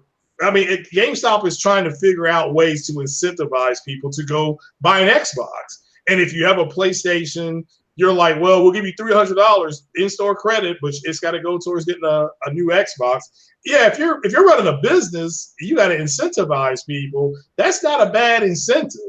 If if you're kind of wearing down on your PlayStation, but like I said, that friend of mine, when he got that other PlayStation, he didn't know how to transfer anything into it. I'm sorry to cut you off, Craig, but once no, again, they did this before. It is a ploy to get their hands. Maybe we're going through another stage where PlayStation Pros could be hard to get, or we're going through another stage where maybe PlayStation Pro sales are on the rise, and they're trying to find a way to get hold of these PlayStation Pros, probably to get ready for the next big hit that's getting ready to come out, whether it's The Last of Us 2 or whatever the case may be. And then they're going to mark these PlayStation Pros back up to $350 because that is the GameStop way. Whatever console costs new, they sell it used at $50 below. Whatever game is new, they sell it $5 below used. New game is $60, they sell it for $55 used. Not only that, it gives them a means, in my opinion, not necessarily to stir up Xbox sales, but to get that shit off their shelves that's been sitting around for months. Yeah. Well, I mean, again, they're trying to incentivize people to buy the console, and the only way they survive going forward is there has to be about a 20% adoption rate by other people. Whether but they really need the Sony people, the people who buy PlayStations, to also buy Xbox. So for them going forward, for them to do what they're doing. So that's why they're trying to SAD. They're like, well, if you just want to do all digital and because again, the Xbox One SAD does not have a 4K player. Neither does the PlayStation Pro. But this still gives people an ability to play Xbox games and not worry about 4K player, again, that's the target of the SAD. And collectors. There are people that collect consoles. They'll buy it and then they'll never open it. There's people who famously do that. But, you know what? I was also going to say that this is a double whammy by them doing this, because I believe that a lot of people that would take them up on this trade, that would trade their PS4 Pros in for this Xbox One X, I highly doubt that these are people that are dissatisfied with their PlayStation Pros, that are unhappy with their PlayStation Pros. They probably see an opportunity to get an Xbox One X for $100. They're going to trade their shit in, and then at some point they're probably going to turn around and buy a brand new PlayStation Pro anyway, just like your friend did. Yeah, that's all he did. Yeah, that's all. But again, they got to move them off the shelves, and it's just a way to incentivize.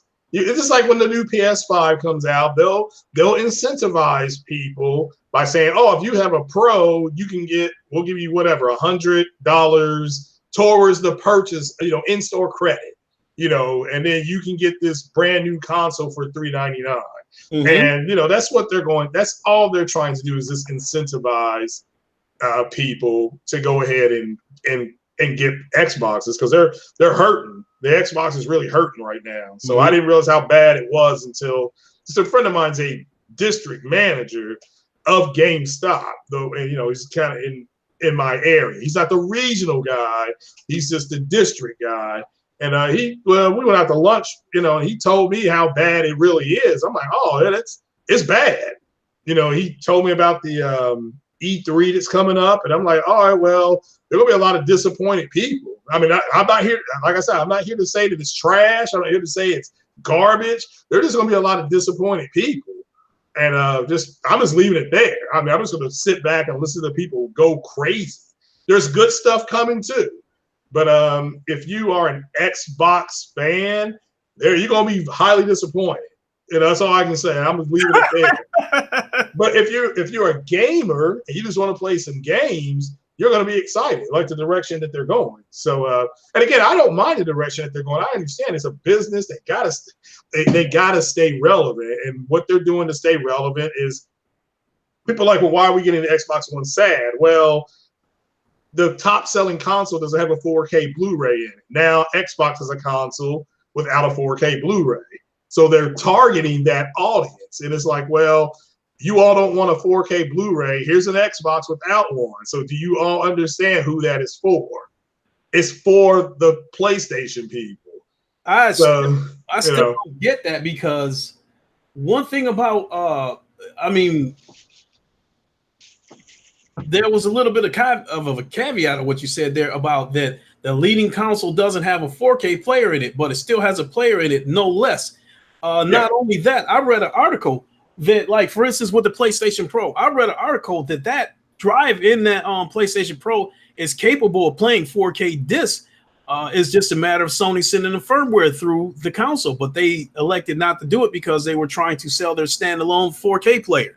Yeah, which that's the best way to watch 4K movies. Yeah, you know, I mean, I don't get how, they're having a hard time. Xbox is having a hard time selling shit to their own people. The way I'm seeing it, yeah. How the hell do they think an Xbox with no disc drive is going to appeal to any PlayStation people? Because they figured that I didn't mean to interrupt you. That it's not difficult to understand. The people who bought the other console aren't really invested in 4K movies because they bought a console without a 4K player. Microsoft has 2 consoles out with 4K players. They're having issues selling them. So they're like, we got to get at least a 20% adoption rate. You guys already have a Blu-ray player with your PlayStation, whether it be your vanilla PlayStation or your Pro, or something like that. So we're going to temper 4K. Here's a console that just will only play games. Okay, it's a gaming first console. You don't have, that's it. We're going to charge you $14 a month for, is it Game Pass and Live or whatever that bundle they did. You can actually get Game Pass for $1 for 3 months. Again, they're trying to incentivize the people who don't have the console to go buy the console. Well, who don't have the console? The PlayStation community. They don't have it. So now they're saying, here's a console minus Blu-ray. Okay, so because you already have a Blu-ray player with your Pro. All right, so if you look at it, if you take out the fanboy stuff and you look at it as a pure business decision, that's who it's for. Because who are they targeting with the console? And this, it was like, look, they're targeting people who don't care for 4K movies. That's it. That's it. So we'll just take the disc out. We'll just take the drive out. It only costs them like $25 anyway to put it in. And they don't have to sell any money back or give Sony any money back, because every Blu-ray, Microsoft has to give Sony a check. Right. Now, I can understand that being part of the reason. I took that into consideration before too. Matter of fact, I've said that before. That by them removing the 4K player, it cuts down on manufacturing costs, it cuts down on labor, and it cuts down on licensing costs because they don't have to pay Sony anything. So why in the hell is this thing $250? I've said that before too. Yeah, that surprised me. I have to disagree with the PlayStation community being the target audience of this all digital box, because I feel like myself, I have a PlayStation, and everything that's available on that all digital box I can get on my PlayStation that's not Microsoft exclusive. Well, again, but you can't get it. I feel like a lot of people that have a PlayStation that also own an Xbox One X, Xbox One S rather, I would assume that the 4K player might have been one of the motivating factors for them to go ahead and have it, because they would be getting a 4K player and a gaming console in one. So I would be led to believe that if you were hoping to tap into some of that 100 million PlayStation user base and try to sell it to some of them, taking that 4K player out was the worst thing they could have done. Well, no, because the people who already have a PlayStation already have a Blu-ray player. So they're not invested in 4K at all. If they do, they have it separate. So this device, like, we can't on the PlayStation, you can't play Forza, you can't play there's game. If you wanted to play Sea of Thieves, if you wanted to play the updated version of Minecraft, I think Microsoft's version is more up to date. If you want to, not that anybody is playing it, but maybe you got a little guy or a little girl that wants to play the new version of Minecraft. And again, it makes sense business wise to target those people because they don't. Again, if you have a pro, you bought it knowing it can't play 4K movies. So now, so Xbox says, okay, we're just gonna take 4K out of it because 4K is not doing the number that we thought. So, so here comes a console that just plays our games. So if you want an Xbox, I'm sorry, if you want to play some of Xbox's games, that you can't play on PlayStation. Let me make that clear. That you can't play on PlayStation. Then the all digital device just is a game device. And again, they need about 20% of PlayStation users to go back it up, because if not, they're going to be hurting. I mean, that's all I can say. I mean, I don't want to go into too much detail about it, but they're really, really, really they're hurting in that division. So they're making money, but they're coming in underneath what they thought they were going to make, and it's not going over very well. So this is, that's why they're doing the cloud and stuff like that. It's just they're trying to target different people to come into their ecosystem. But as far as the SAD is targeted towards gamers who don't have an Xbox, who just want to play their games. So the only people that is the PlayStation community. I was led to believe that the target would probably be casual people who don't own any kind of console, because you are definitely not going to sell this console to anyone who has a PlayStation Pro. I truly believe that, because I don't think Forza, Halo, and Gears is going to be enough to tempt him to buy a console that has less power without a disk drive, and most of the games that's available on that console you already have access to on your own. I just don't believe that. I just don't believe that. I mean, it made me. I bought an Xbox One S a few months ago, and it made me sick to have to buy that. Again, you're not their target audience, though. Their target audience are people who want to play their games and don't give a damn about 4K movies. They don't care about it. I can get that. Yeah. But for people who own a PlayStation to be part of that target market, I still don't get that either, because people with the standard PlayStation, they still have access to the majority of the games that's going to be on that Xbox. I don't disagree, but some of the games they're coming out with, they're not going to have access to. So if you are a big Ninja Theory fan and you don't have a PC and you only have a PlayStation, here comes a game system that will allow you to play the new Ninja Theory game. If you are a fan of Fable, like I'm a fan of Fable, and I have a PC, so I'll be able to get it on PC.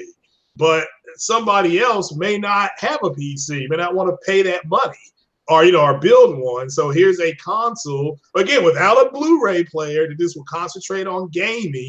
And, I guess you can swap out and put in a bigger terabyte drive. I guess it's 1 terabyte. And you maybe just step up to a 3 terabyte drive or something like that. But again, they're only targeting they're targeting casuals, but they're targeting people who already have gaming systems who don't have an Xbox. Because if you have one, like you said, even if you have the S, you can play 4K movies in them. So, and people are like, well, because I asked him, man, who are they targeting?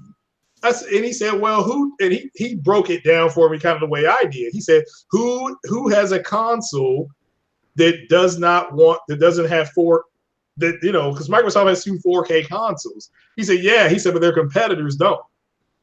And he said that's who they're targeting. They need 20% of the PlayStation audience to adopt an Xbox console. Doesn't matter what kind, but going forward, that's what they need. And if they don't get it, so no more Xbox. You're saying they're targeting some of the competition by removing parts to lower costs from their standpoint. Not so much that the digital, not so much that all digital is a viable or an attractive option. It's they're trying to tap into that user base by cutting costs, not so much by offering them an attractive looking console. Well, right. This is a game console. the SAD on all digital edition Xbox is it's their pure gaming console. There's no, I mean, you can probably stream 4K to it. I assume it has a USB where you can attach a 4K and stream. Like if you go out and buy a drone with 4K with a 4K camera or a GoPro, you can probably still stream it to their digital device. I assume. But it's just a pure gaming device. So if I wanted to play, it's like another friend of mine is a big Mass Effect guy. He has an Xbox, and that's why.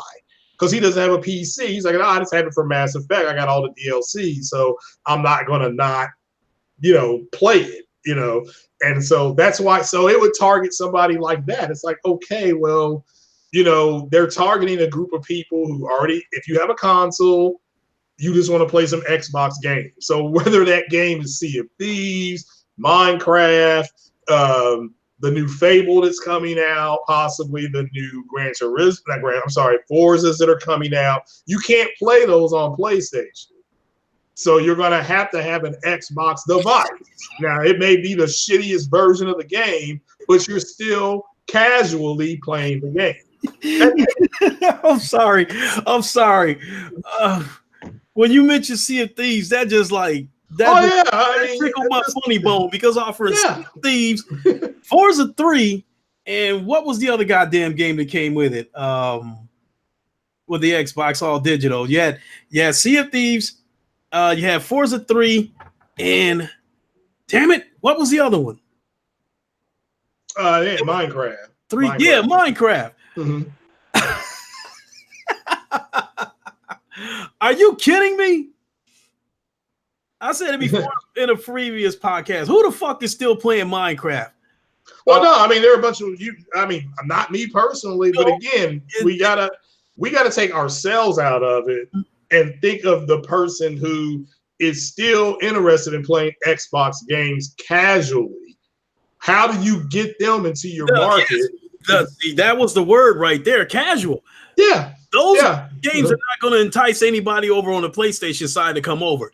And offering Forza 3 to me is a trap. It is a slap in the face because they go off and play Forza 3 on the chance that they might end up liking the game and they find out there's a Forza 4, then they either buy Game Pass to get it or they go buy Forza 4. So offering Forza 3 is a trap, it's an appetizer to try to draw them into buying Forza 4.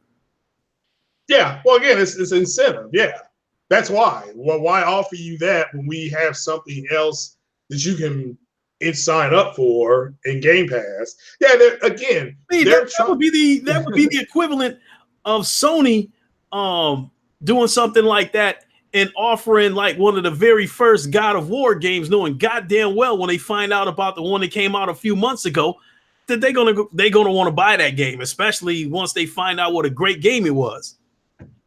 Mm-hmm. So that's to me it was like, well, again, a business move, but to the hardcore gamer, to the knowledgeable gamer, it's a slap in the face. Well, yeah, and again, they're not targeting the knowledgeable gamer. The knowledgeable gamer turned down their console. So the next line of gamers, seriously, the next line of gamers is, all right, is the casual game? Everybody thinks what's the casual gamer, the person that just wants to play on the phone. No. It's the gamer who bought the PlayStation in this case, who's still marginally interested in buying an Xbox. So they put out the Xbox S has a 4K player. It has a low adoption rate amongst PlayStation owners. Okay, they put out the Xbox One X. Oh, the power is gonna be here, and all these cats that bought PlayStation on power again. Didn't work either. So the only thing left is to offer them a console with just games only. Hey, look, if you just want to play our games and sign up for like you said, Game Pass and Live and all that kind of stuff, then here you go. This is it. This is their foray to get 20%. Let me make that clear.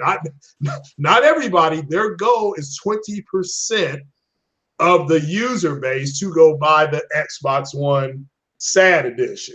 Again, casual gamers. players. Okay, the hardcore guys, like you said, aren't going to buy the console. They're not. But when you look at it, and it's like, well, the PlayStation doesn't have a 4K player, and they still went out and bought 100 million of them. So we're going to have a console with no 4K player either. And maybe they're interested enough in our games and some of our newer games. This digital device will allow that to happen.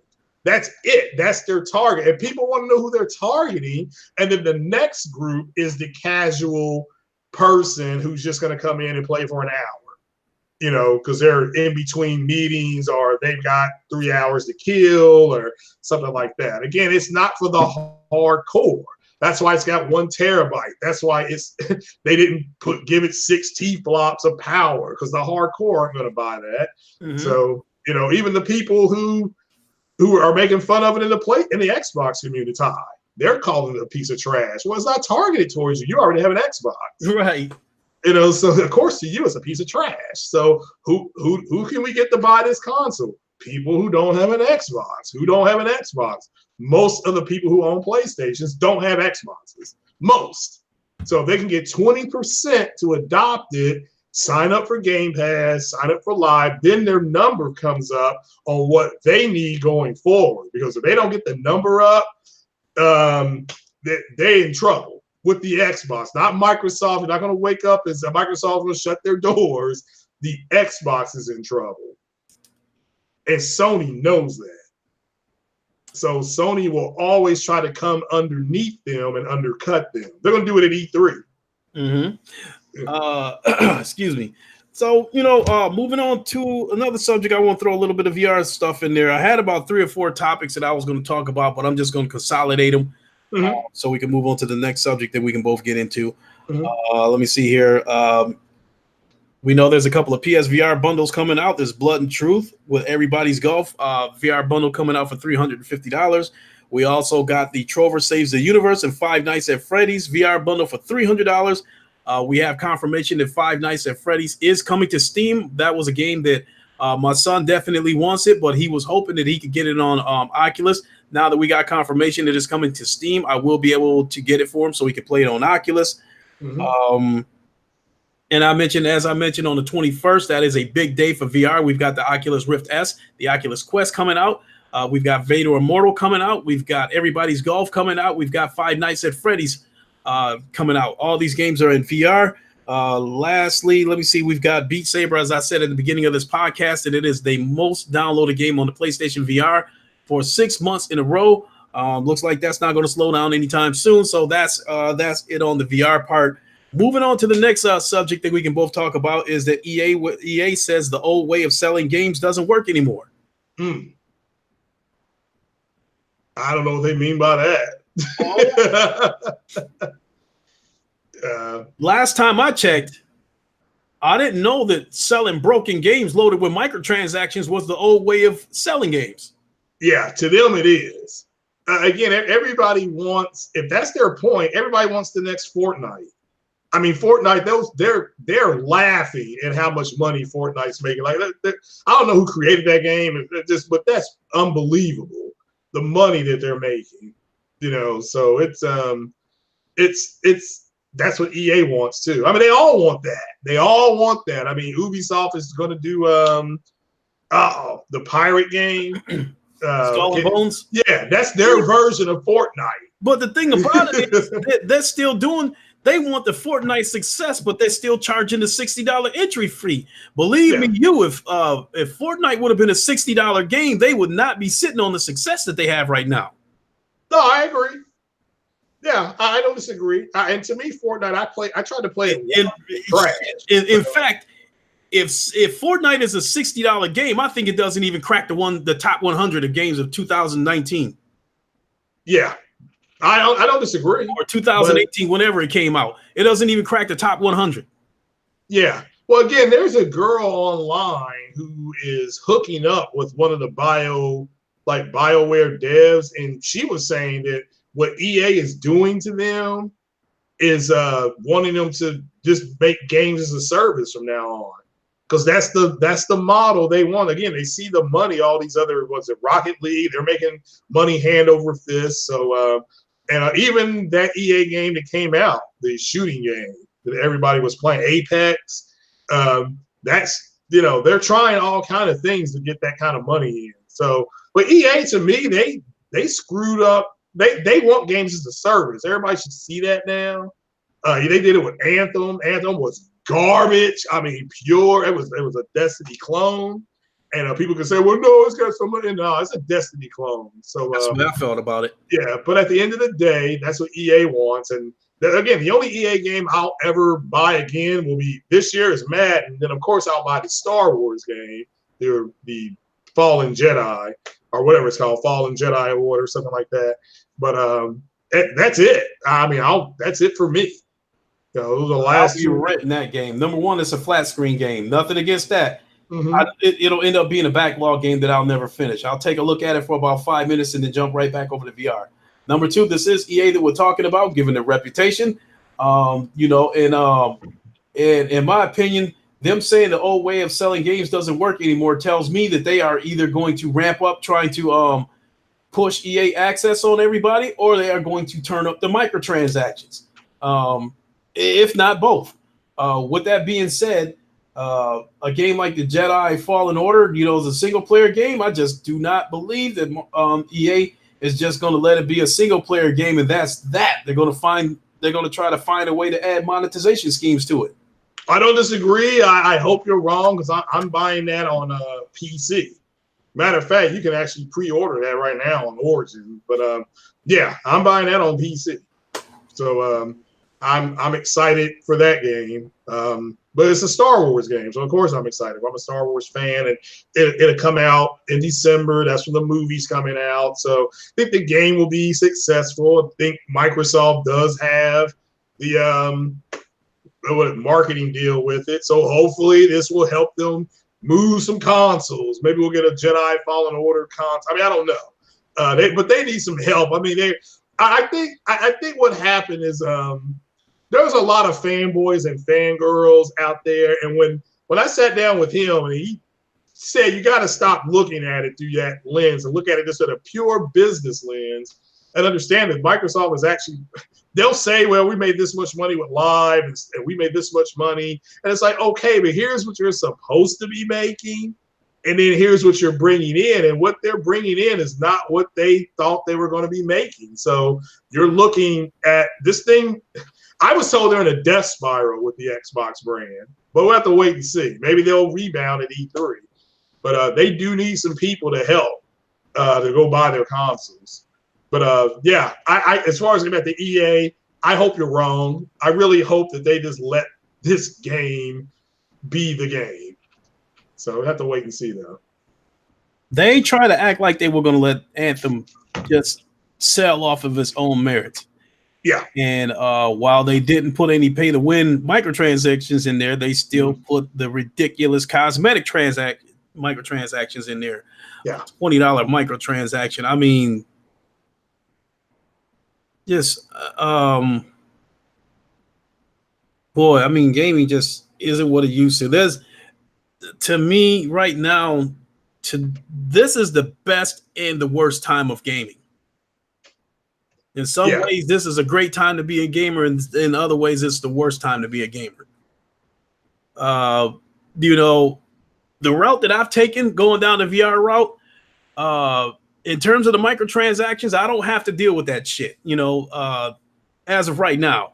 I do think that once VR hits the mainstream, and people like Ubisoft, and Ubisoft's already here because they already got 3 or 4 VR games out. But, and EA and Activision have dipped into it before. But I mean, like, once they truly become invested in it and they see that there's money to be made in it, that's when they're going to bring their microtransactions with them. And then that's when VR is going to start to look a little bit toxic to me. But in the meantime, I'm just enjoying it. The only fucked up part about VR right now is on Steam is that a lot of these games are in early access, so a lot of these games are incomplete. So in that aspect, I can't really get that. I can't really jump on third parties' heads anymore about releasing incomplete and broken games, but I can still jump on their heads about releasing those kind of games, and the microtransactions seem to be the only thing that works.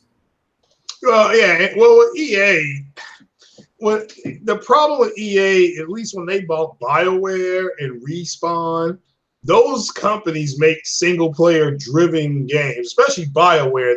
They'll have a protagonist and they'll have a a deep RPG level. That's what they grew.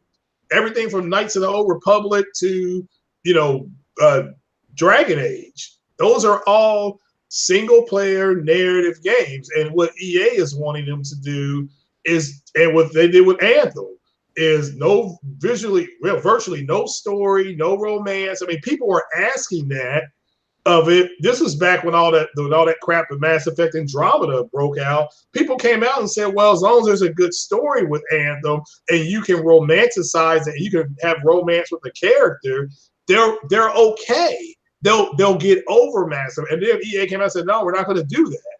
So the game tanked, you know, and a lot of casual people did not buy it. You know, they didn't go buy their game because they're still mad at them. But yeah, what EA is doing is they want to go games as a service, and you know, like I said, I'll buy Madden. Madden's their only single player game. You can have if you do a franchise, it's 30 seasons, so that's a great single player game. You have 30 seasons. Well, that might as well be a game as a service game because every year the only thing that gets done to it is roster updates. Yeah, which is free. I mean, that the roster updates are free now. They have added the super rousters. You can get draft guys like Bo Jackson and you know Joe Namath and stuff like that. But yeah, they just generate a roster now. I mean, that's what they're doing right now with the NFL. EA is actually at every NFL rookie camp right now because the rookies had the report yesterday. So they're at all the rookie camps watching the rookies play so they can put their ratings in. And all their ratings will go in, I think, in July. And then at the end of July, you'll see your first Madden commercial. So which is crazy. I mean, it's hard to believe, but your first Madden commercial will be coming out in 10 weeks, give or take. So, wow. Yeah, hard to believe. Usually mid-July because Madden is an August release. Because it always releases around my birthday. The college football game that EA used to do, that used to be a June release or late June, something like that. Yeah, something like that. Yeah, and so you would play that for 6 weeks. It would actually come out about a month before Madden. So what people would do was EA did have a decent program back then where you could buy the college football game. You play it for about a month, and then after a month, when Madden releases, you could trade the college football game in and get $30 towards the purchase of Madden. Yeah. Oh, I didn't know that. That was a decent program before EA became like super shiesty. Yeah. Yeah. The EA sports division they leave that division alone. Okay. Because they have FIFA and those fans are rabid. You know, that's a big worldwide game. And then they have Madden, and those fans are loyal. I've been playing Madden, golly, I guess since PS1, maybe. I think the first Madden game I played was the Sega Genesis. So there was a Madden game on that. I played it. That's where I first played my first Madden. So matter of fact, that's why I bought it. I remember I went over to my friend Jock's house, and him and Freddie were playing Madden, and I went to the mall and went to Sears. I had a Sears credit card, went upstairs to the electronics division and got a Sega Genesis and bought Madden. So yeah, I've been playing Madden. That's why when I play, you know, I just play it like I'm playing back then, but I've been playing every version of Madden since the Genesis. So again, they have a loyal fan base and they know it. You know, they know it. So you know, I just had a thought that was actually a good thought and a terrible thought at the same time. You know, we're moving into the next generation of VR, and as of right now, I think some developers have elected to skip over to PSVR because of the limited hardware, because of all the the major VR formats. Yeah, it's the weakest. So when the PS5 comes out, I would be led to believe that the PlayStation 5, that hardware is going to be powerful enough that VR developers are going to be able to cover all the bases on all platforms. So I don't think there's going to be a platform that's going to be too weak for them to develop a game for. With that being said, I think when the PS5 comes along, a game like FIFA, there's still a lot of money to be tapped into if they were Yeah. to make that game fully playable in VR, because by then the PS5 will probably be more have enough power to be able to handle a game like FIFA being fully playable in VR. And then and then I think over on the PC side, the minimum requirements will probably, that's kind of like like the Wild West over there as far as I'm concerned. There ain't no, like, it don't really seem to be too many regulations over on PC and shit like that. It's like the community is their own police over there or something like that it seems. Well, in any case, my point being that, like, once the PS5 comes out, they're gonna have powerful enough hardware that if EA wanted to tap into that market, they could put FIFA on both PC VR and the PlayStation VR 2. That's more money that they could tap into, and they could bring their fucked up microtransactions with them and still make money off of that too. Yeah. So that's, when the PS5 comes out, the next iteration of the PSVR 2, that's going to be, to me, that's going to be untapped money for the AAA publishers. That's going to be money that's just waiting to be taken, as far as I'm concerned. Yeah, I don't disagree. And I played a VR game called VR Sports Challenge that has some mini games on there: football, basketball, hockey, and baseball. And the way they made the football part of that game proves that a fully playable game in VR, football can be done in VR. So with that being said, the same can be said for Madden. When the next PlayStation comes along, the PS5, I think it's the hardware won't stop them from being able to make a fully playable football game. It's just a matter of whether EA sees a market for it. Yeah. But if it's, but again, it'll be untamed territory where they can run that game through.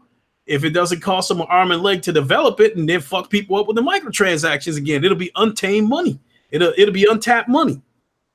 Yeah, I don't disagree with that. I think that the long shot thing they did, they could do that in VR.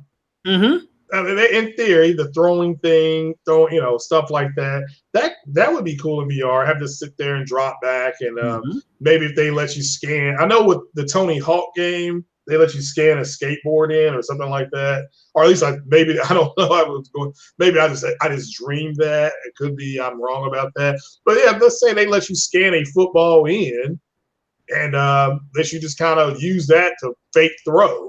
And they'd be like, well, if you throw it flips out of your hand, you break your screen. That's on you. But I think that would be something they could, or a Nerf football, or something like that. So we'll have to wait and see.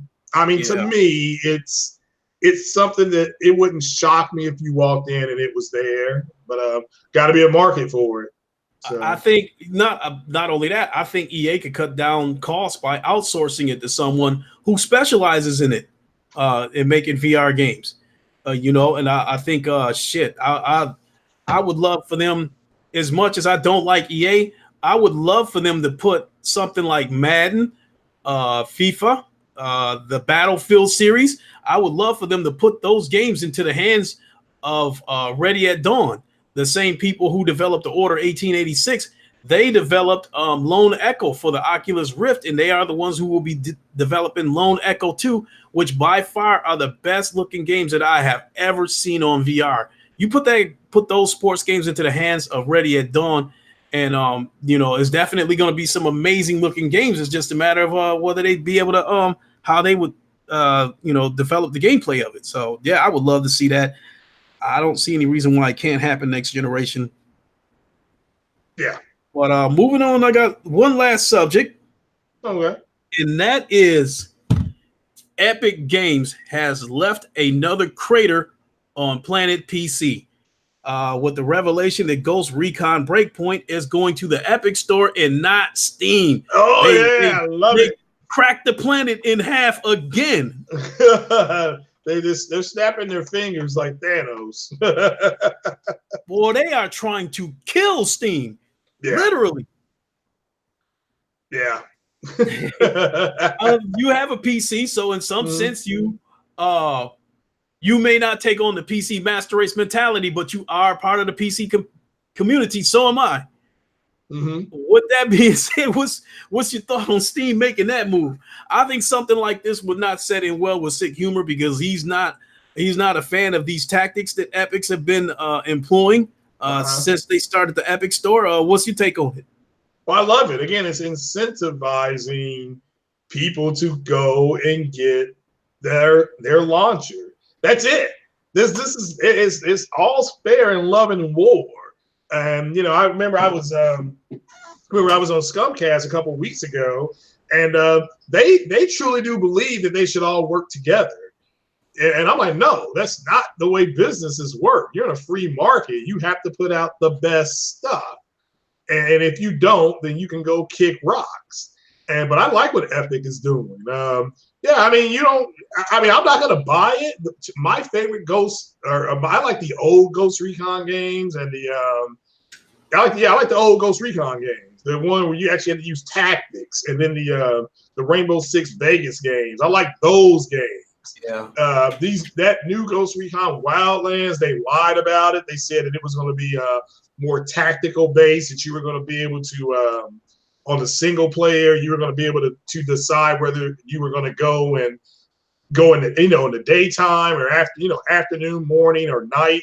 They took that away in the campaign. They took tactics out. It didn't matter. You could kill somebody with a silencer, and as long as you killed somebody, everybody in the base knew you were there. So, as far as the actual what Epic is doing, I love it. Keep it coming. Make it so that Steam has to do something different, like pick up mods. I mean, Steam can pick up mods for these games and say, okay, from now on, if you use Steam, we'll give you the mods too, and keep that off of Epic. But again, I love it. I know I didn't realize Sick didn't like it, but shout out to Sick Humor. But yeah, I listened to his podcast and he said fuck Epic. He said that with now myself,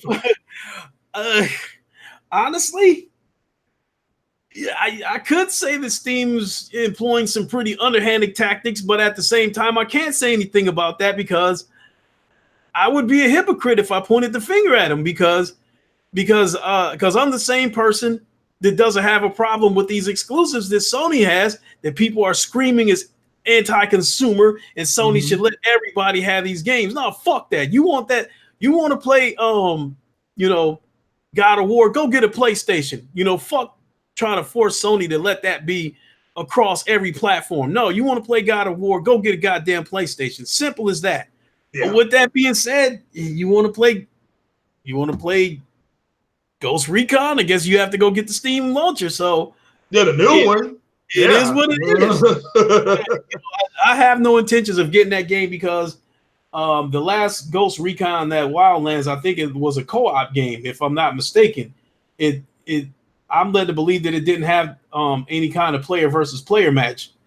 Yeah, I'm not for sure. I beat it. I beat the single player, and it was you had like 2 or 3 different endings. I mean, fair enough, but you had 2 or 3 different endings, and it was just this the tactics. I mean, don't get me wrong. I understand you have to go in open sometime, but if they're supposed to be operating like that. Ghost team was supposed to be operating with the CIA.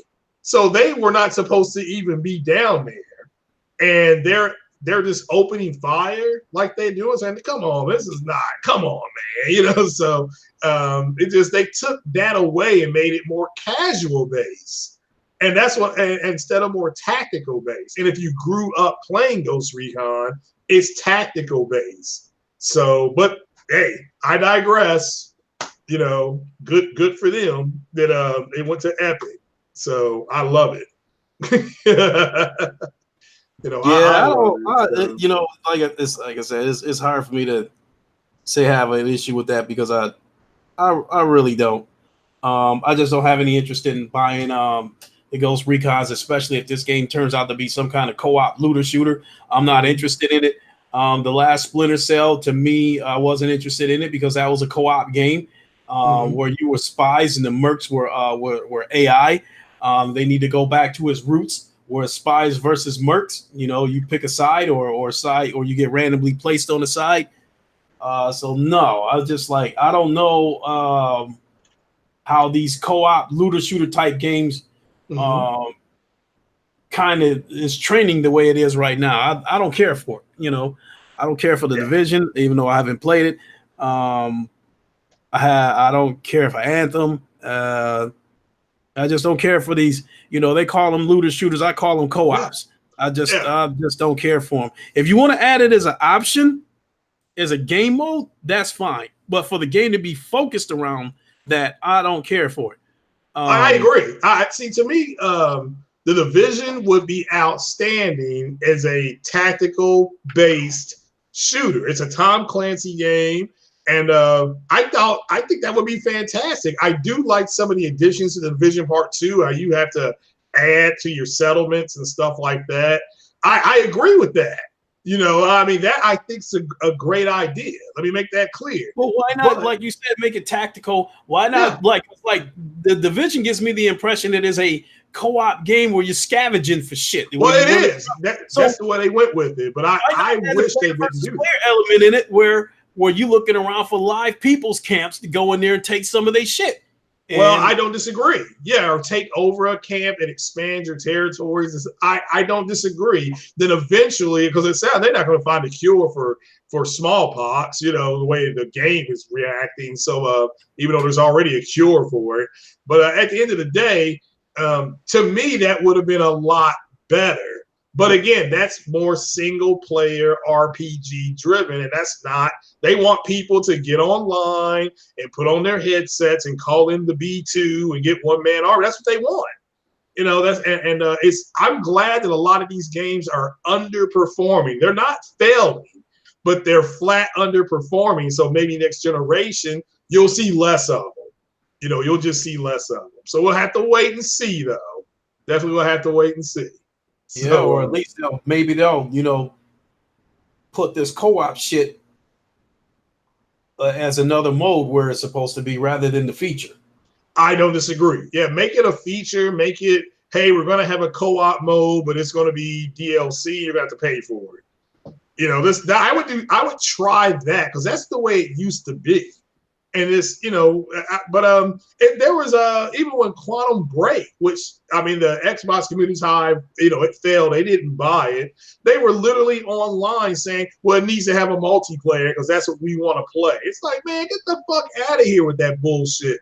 Nobody wants to play with your stupid monkey ass. They just don't. Mm-hmm. You know, so they don't understand that though. It's like their entire community has grown up, and the internet has always been there.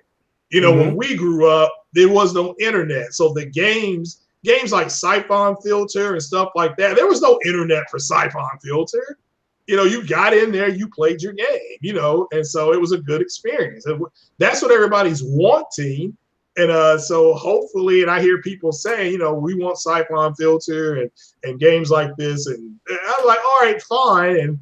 Or a SOCOM game. But even if they do a SOCOM game, the first two SOCOM games weren't online. It was no online gaming component to it. So at least I don't think it was. Somebody can correct me. But the first SOCOM had, 10 missions or 12 missions? They were all single player. You know, they didn't add anything. It was no online. So it can be done. They just don't want to do it. Yeah. You know? I hate to say it, but like I think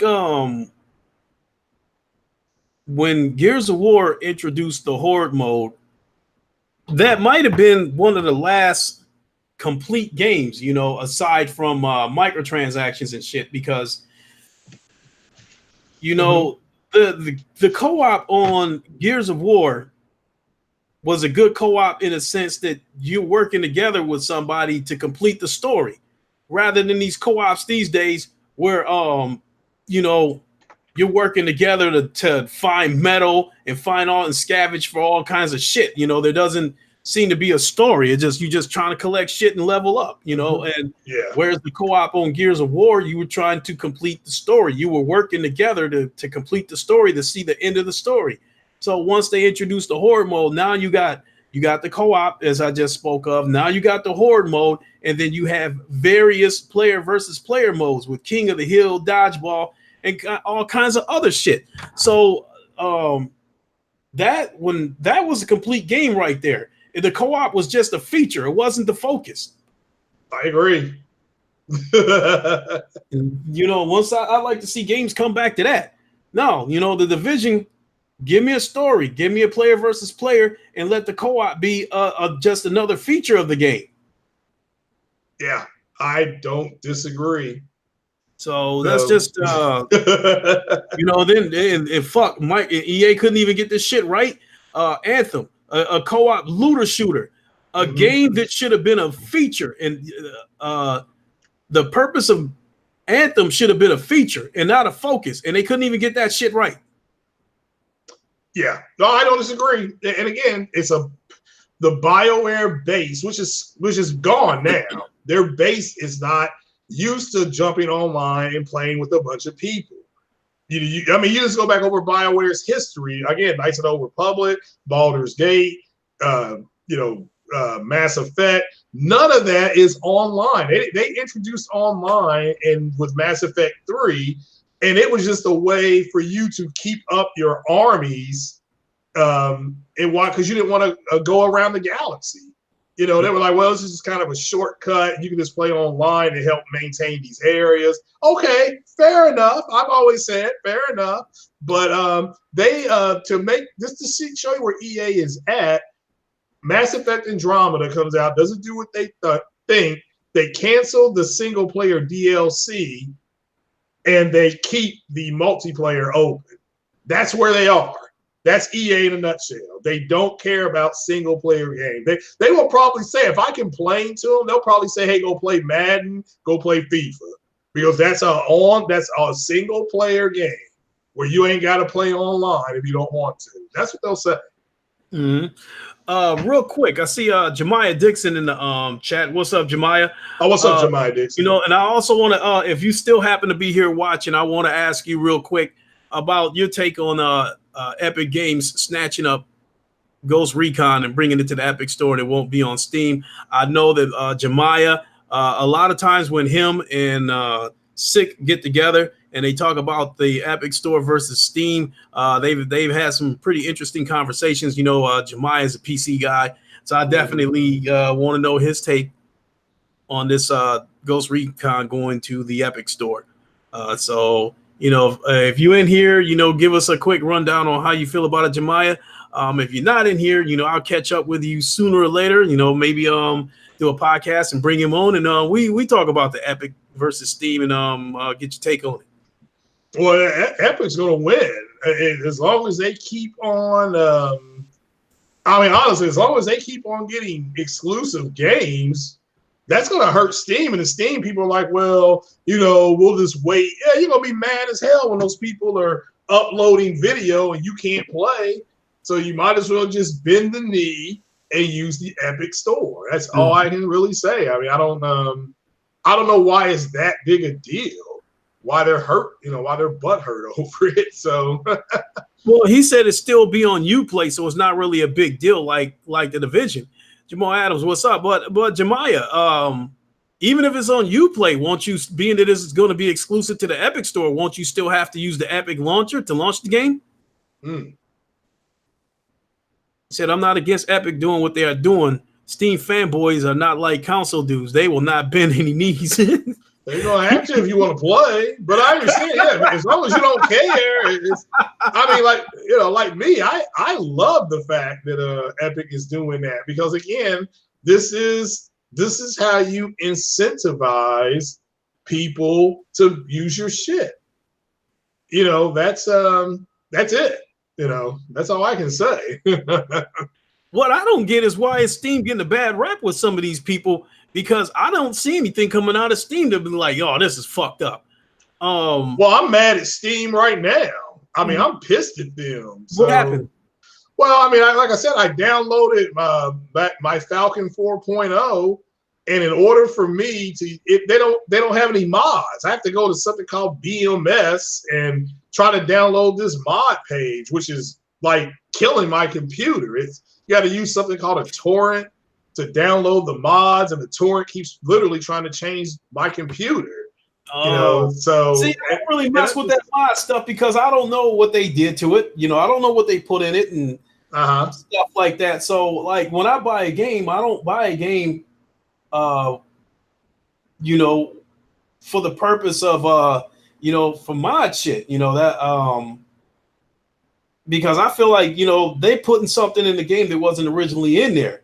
That's true. It's an added bonus if it's in there and it doesn't make me take any extra steps to access it. That's different.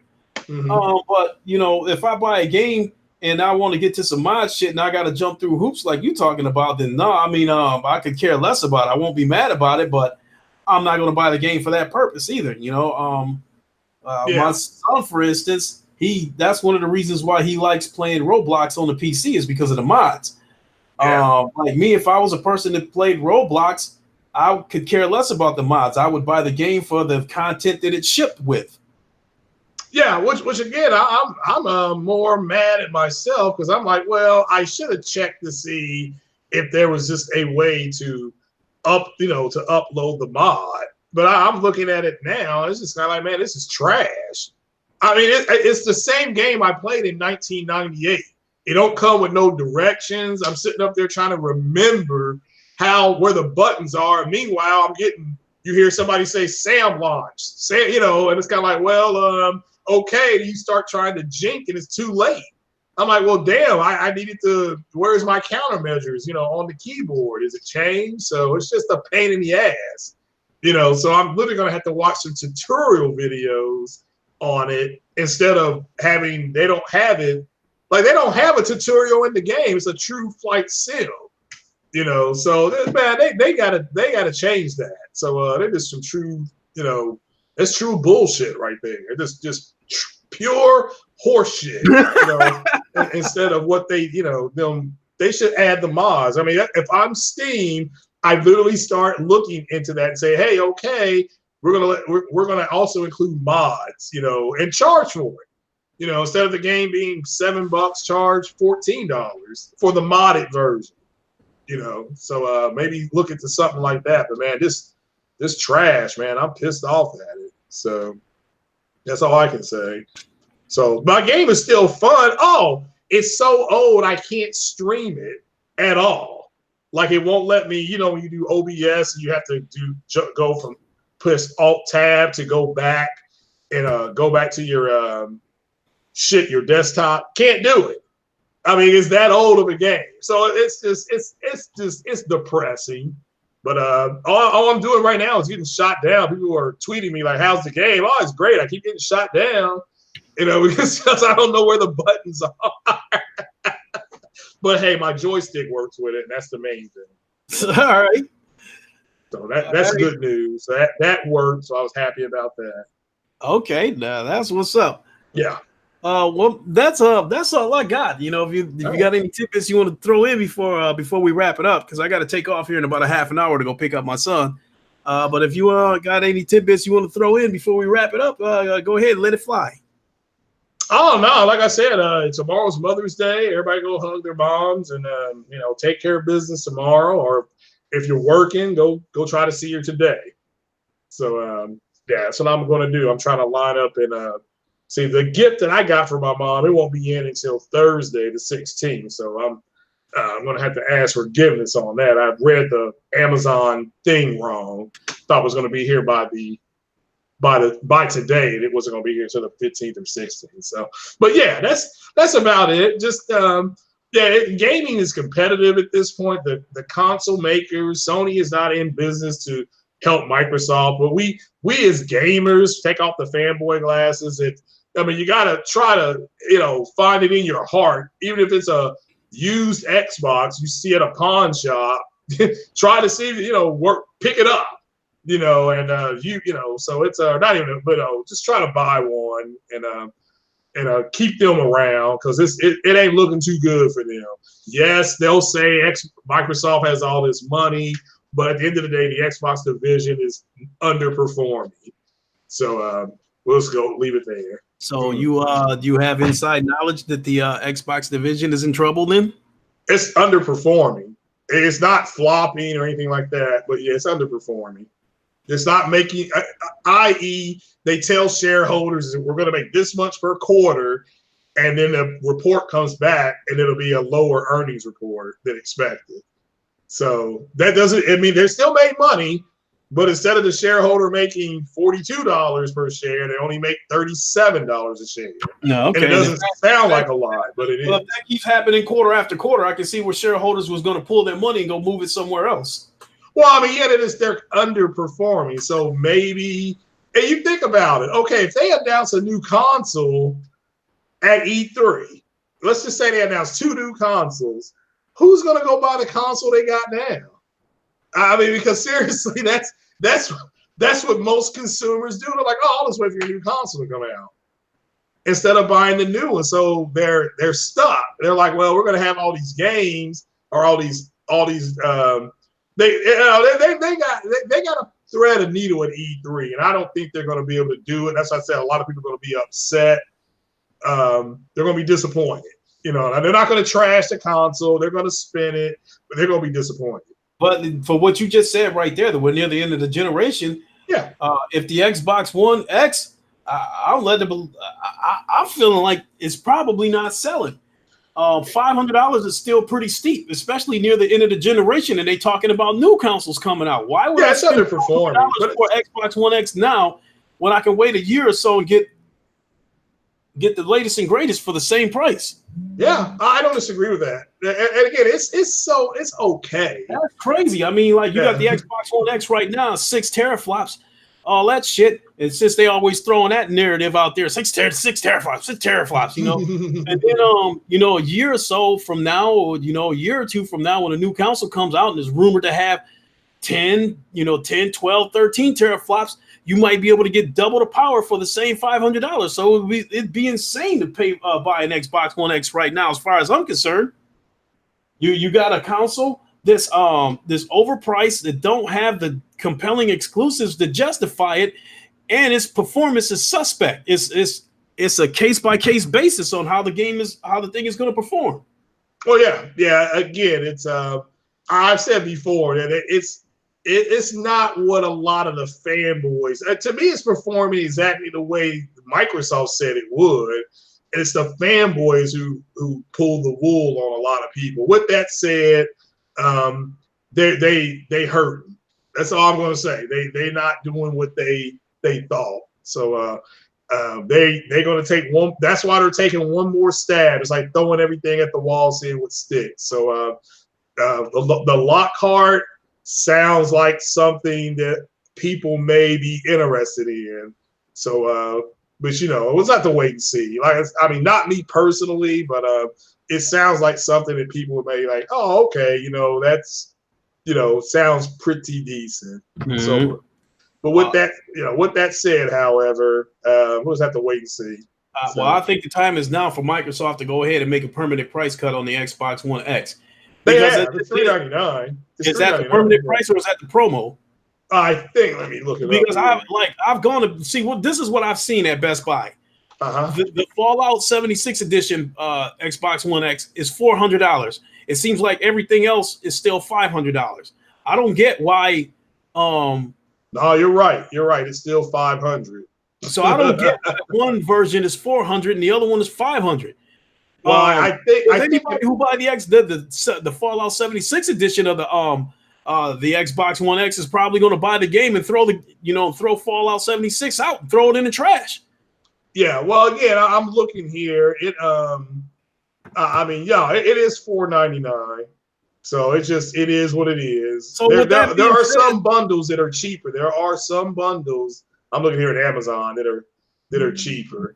So in my opinion, once Microsoft gives an official release date for these new consoles coming out, they'll drop the price.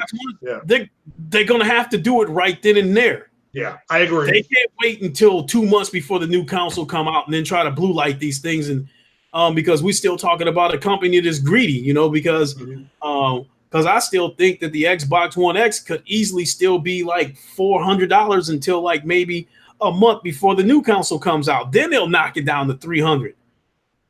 No, I don't mean, disagree. I think at how they'll have those sales at E3. I expect the Xbox X to go down to $399 during E3.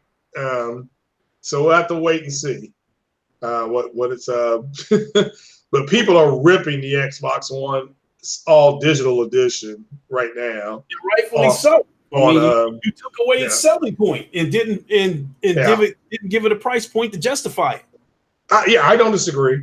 I mean, to me, it should have been 2 terabytes, $199, and had it been that would have made more sense. And yeah, though, $200 would have been a reasonable price, but if you want this shit to fly off the shelf, it should have been $150. Yeah, I thought it was going to be $149 to $199 based on what they were offering. I'm like, that should be about $149. I'm thinking, well, if it's $140, I'll look to get one. Like, I can afford that.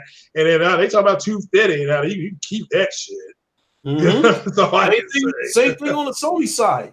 If they want these PSVRs to fly off the shelf, they need to make $200 and $250 the permanent price. Plus $350 is still a shaky price to me, because now that's the standard price for a PSVR with the move controllers, and $300 is the standard price for one that doesn't have the move controllers. It's only when they go on sale that they move them. Yeah, they need to go ahead and make $200 the permanent price. By now, we're late enough into the generation that I would like to think that manufacturing costs, they should be able to do it, especially when they're talking about subsidizing the PS5. Yeah, I imagine the services should be able to cover them knocking the PSVR down to a permanent price of $200. If you want this thing to keep growing the way they say they do, they need to make it a permanent price of $200. Well, I think they're going to come out with a bundle for PS5 with the VR, probably right at, I'm going to guess, $699. So because that will be the console and that'll be the console and the VR device. That's why I think if you want one, if you got something to trade in on it, and you can get like $100 to $150, I just go for the $699 model. So, because that makes more sense, because then you're walking out the store at about what, $500, give or take, with taxes. That's for a VR system and a PlayStation, new one. That's not bad, for 2 things.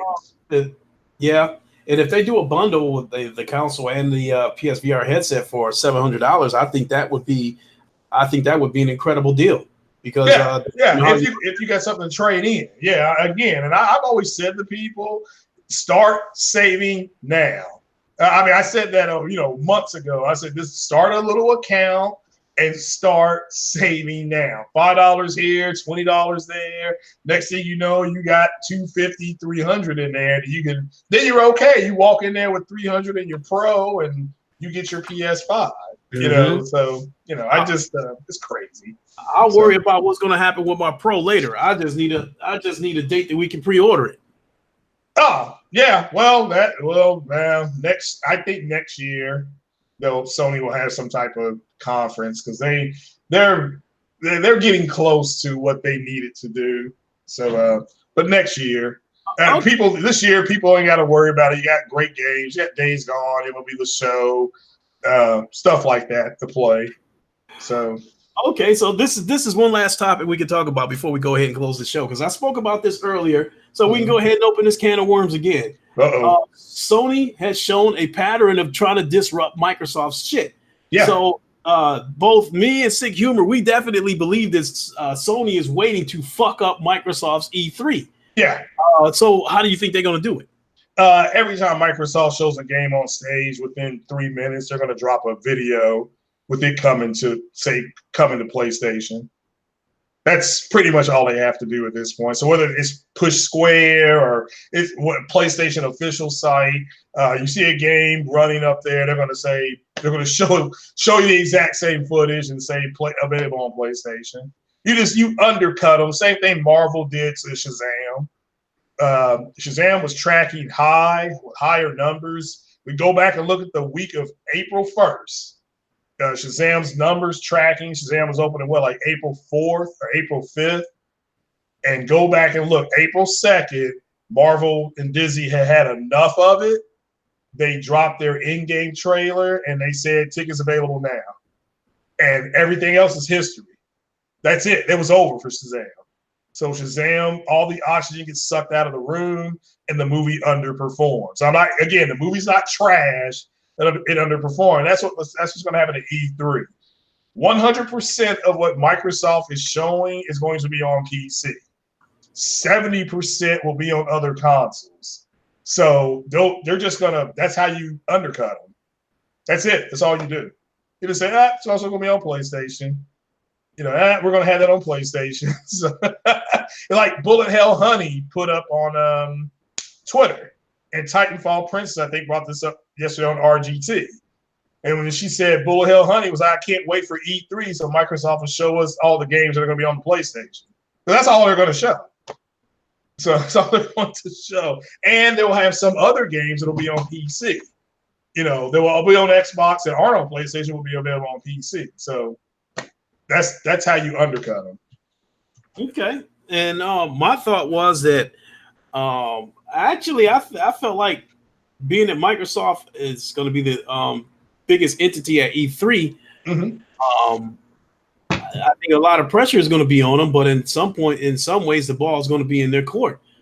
I think that if the rumors are true that they're going to reveal Anaconda and Lockhart at E3, yeah, because I as far as the game goes, I expect them to take the same route that they did last year and show a shitload of third-party games and mix in a couple of rinky-dink exclusives. Yeah, maybe finally give us some kind of trailers from some of the games that these acquired studios might be working on. But I think whatever Microsoft does, especially if Microsoft reveals the new hardware, the only way I can see EA stepping in and fucking that up is if they give us a reveal for the PS5, at least give us a PS5 announcement, or maybe say, okay, The Last of Us 2 is coming, but a month from now. They can't try to disrupt Microsoft's E3 by giving us a Last of Us 2 announcement and say that it's coming in January of 2020. That's too far out to fuck with Microsoft. It's not actually. That's perfect. A release date.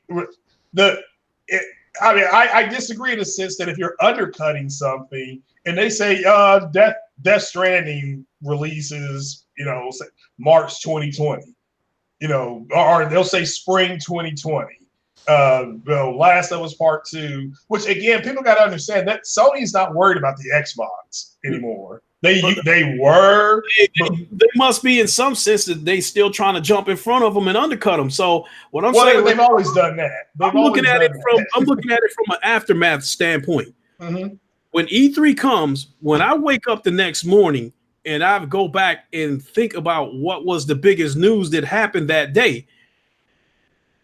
Sure, Anaconda and Lockhart is probably going to be the biggest news. The only way Sony, in my opinion, the only way I can wake up the next morning and Sony news would be bigger than Microsoft's is if they say The Last of Us is coming a month from now, or they give us some kind of PS5 announcement. If I wake up the next morning and I already got news about Lockhart and Anaconda, and Sony's retaliation for that was to say that the Ghost of Tsushima is coming in April 2020, I'm just going to brush that off to the side. Oh, well, again, they don't look at Microsoft as a true competitor anymore. So there's no reason. If Microsoft announces if they say they announce 2 consoles and they say, what will they say? Will they give specs? No, I don't think they give specs because Sony will just spec theirs higher. Right. See, Sony's not giving out. The only thing Sony has given out is the CPU. That's it. That the CPU specs, and again, people are right, it could be 3.4, it could be 3.8. They haven't given that. We just know it's going to be 8 cores and whatever the hell they said. So they know that. So Microsoft is at the worst. They have to give some type of spec out. If not, people are going to be looking at it like, okay, they're having two consoles, but at least we know the preliminary specs of the PlayStation. But the way you undercut Microsoft is just to show to make sure that your fan base knows that those same games are coming to your PlayStation, and then say, oh, we're also going to have this. We're also going to have that. But I don't think they have to react because they're not at E3. So they don't have to overreact. They're letting Microsoft have the Sunday. I think Microsoft's still going Sunday. And so maybe Sony has something scheduled on Thursday. But I don't think they have to react. I mean, what people will talk about the console that's in third place for 3 days, big deal. You can have it.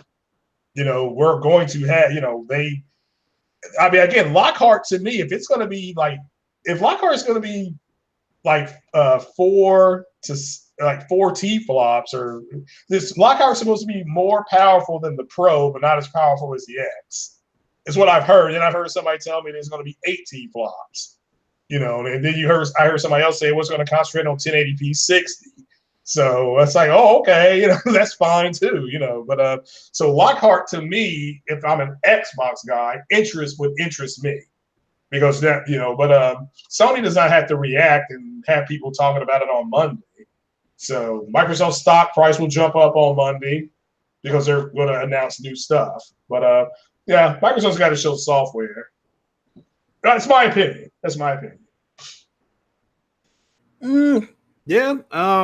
And they have to show gameplay. They can't show vertical slices. They have to show gameplay of every single game. Not a vertical slice, as much as I'm excited about the Predator game and the Iron Man game coming out for the PlayStation, it clearly said on the screen, not actual game footage. So it's like, okay, well, I need to see some game footage. I'm excited about the game, but that's disappointing. I mean, show me some Gears combat.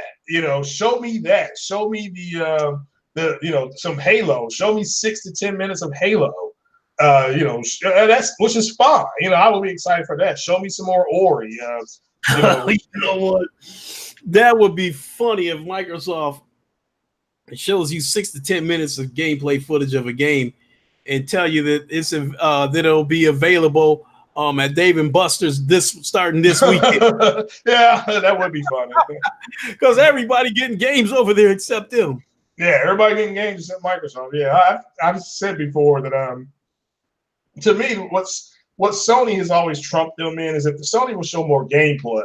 I mean, that E3 a couple years ago, I guess was it last year when they showed the Last of Us Part 2 or something like that? They showed those two girls kissing. That was it. Mm-hmm. That was the end of E3. They were transparent. They told everybody that's what they had was gameplay because they didn't have any no new announcements. Yeah, they get vertical slices for Microsoft, and they over here showing us. And they said, well, they showed Forza 4. And I'm like, well, they showed it on a dev kit, and the game turned out not to look like that. So, and it's still a great looking game, but they showed it running on a dev kit, not on an Xbox. Whereas at PlayStation, I mean, that was so good that Square Enix, I think the people who made Shadow of the Tomb Raider, they got mad. They said there's no way their game looks like that in early alpha or whatever build that was, late alpha footage. Their game in alpha looked better than Shadow of the Tomb Raider, and that was full. They had actual gameplay of Shadow of the Tomb Raider. So they gotta, like I said, when they show those two girls kissing, I'm like, Jesus. I mean, you're showing me Gears of War vertical slices on Microsoft, and I got two girls over here lip locking. Game over. This is done. Get out of my face. So it's but it is what it is. Everybody's different. But now to me, Sony does not have to come out and announce a bunch of games. They said state of play. They're gonna have state of play announcements in June. So get more Final Fantasy footage. We're gonna get more of that and some other stuff. That's what I'm looking forward to because I'm a big Final Fantasy cat anyway. So, all right, that'll work. So with that being said, I'm ready to go ahead and wrap it up. My guards are preparing your shuttle for your safe journey home. All right. Well, thanks for having me. Yeah, I appreciate you popping in. It's been a while. Yeah, it has been. And I definitely want to thank everybody for tuning in. I've seen a lot of good stuff going around in the chat. Uncompetitive, how are you? I know I missed you earlier. Fader Sharad, what's up? So with that being said, I want to thank everybody for coming home. Care packages for everybody on your way back home. I want to thank everybody for visiting Wakanda, and I definitely want to thank my guest Craig Harris for visiting Wakanda. Yeah. Oh, thanks for having me. It was fun. All right, that'll work. So I think that's gonna do it for me. I got to get out of here in a few minutes to go pick my son up. I'll do some kind of gaming stream tonight. I don't know what, but I'll do something. Oh, all right then. Yeah, and me too. I mean, I don't know what to stream yet on the OBS, so I'm gonna try one more time to get this BMS working for 2 hours, and then I'm done. All right. Well, I'll be on the lookout for your stream. All right then. Yeah. If not, yeah, I'll be streaming something else on OBS. So, but all right then. But thanks for having me. I appreciate it. All right. We'll catch you later. Thanks a lot. And thanks a lot for tuning in, everybody. Y'all have a good Saturday, and we'll holler at y'all later. Oh, yeah. And Wakanda forever.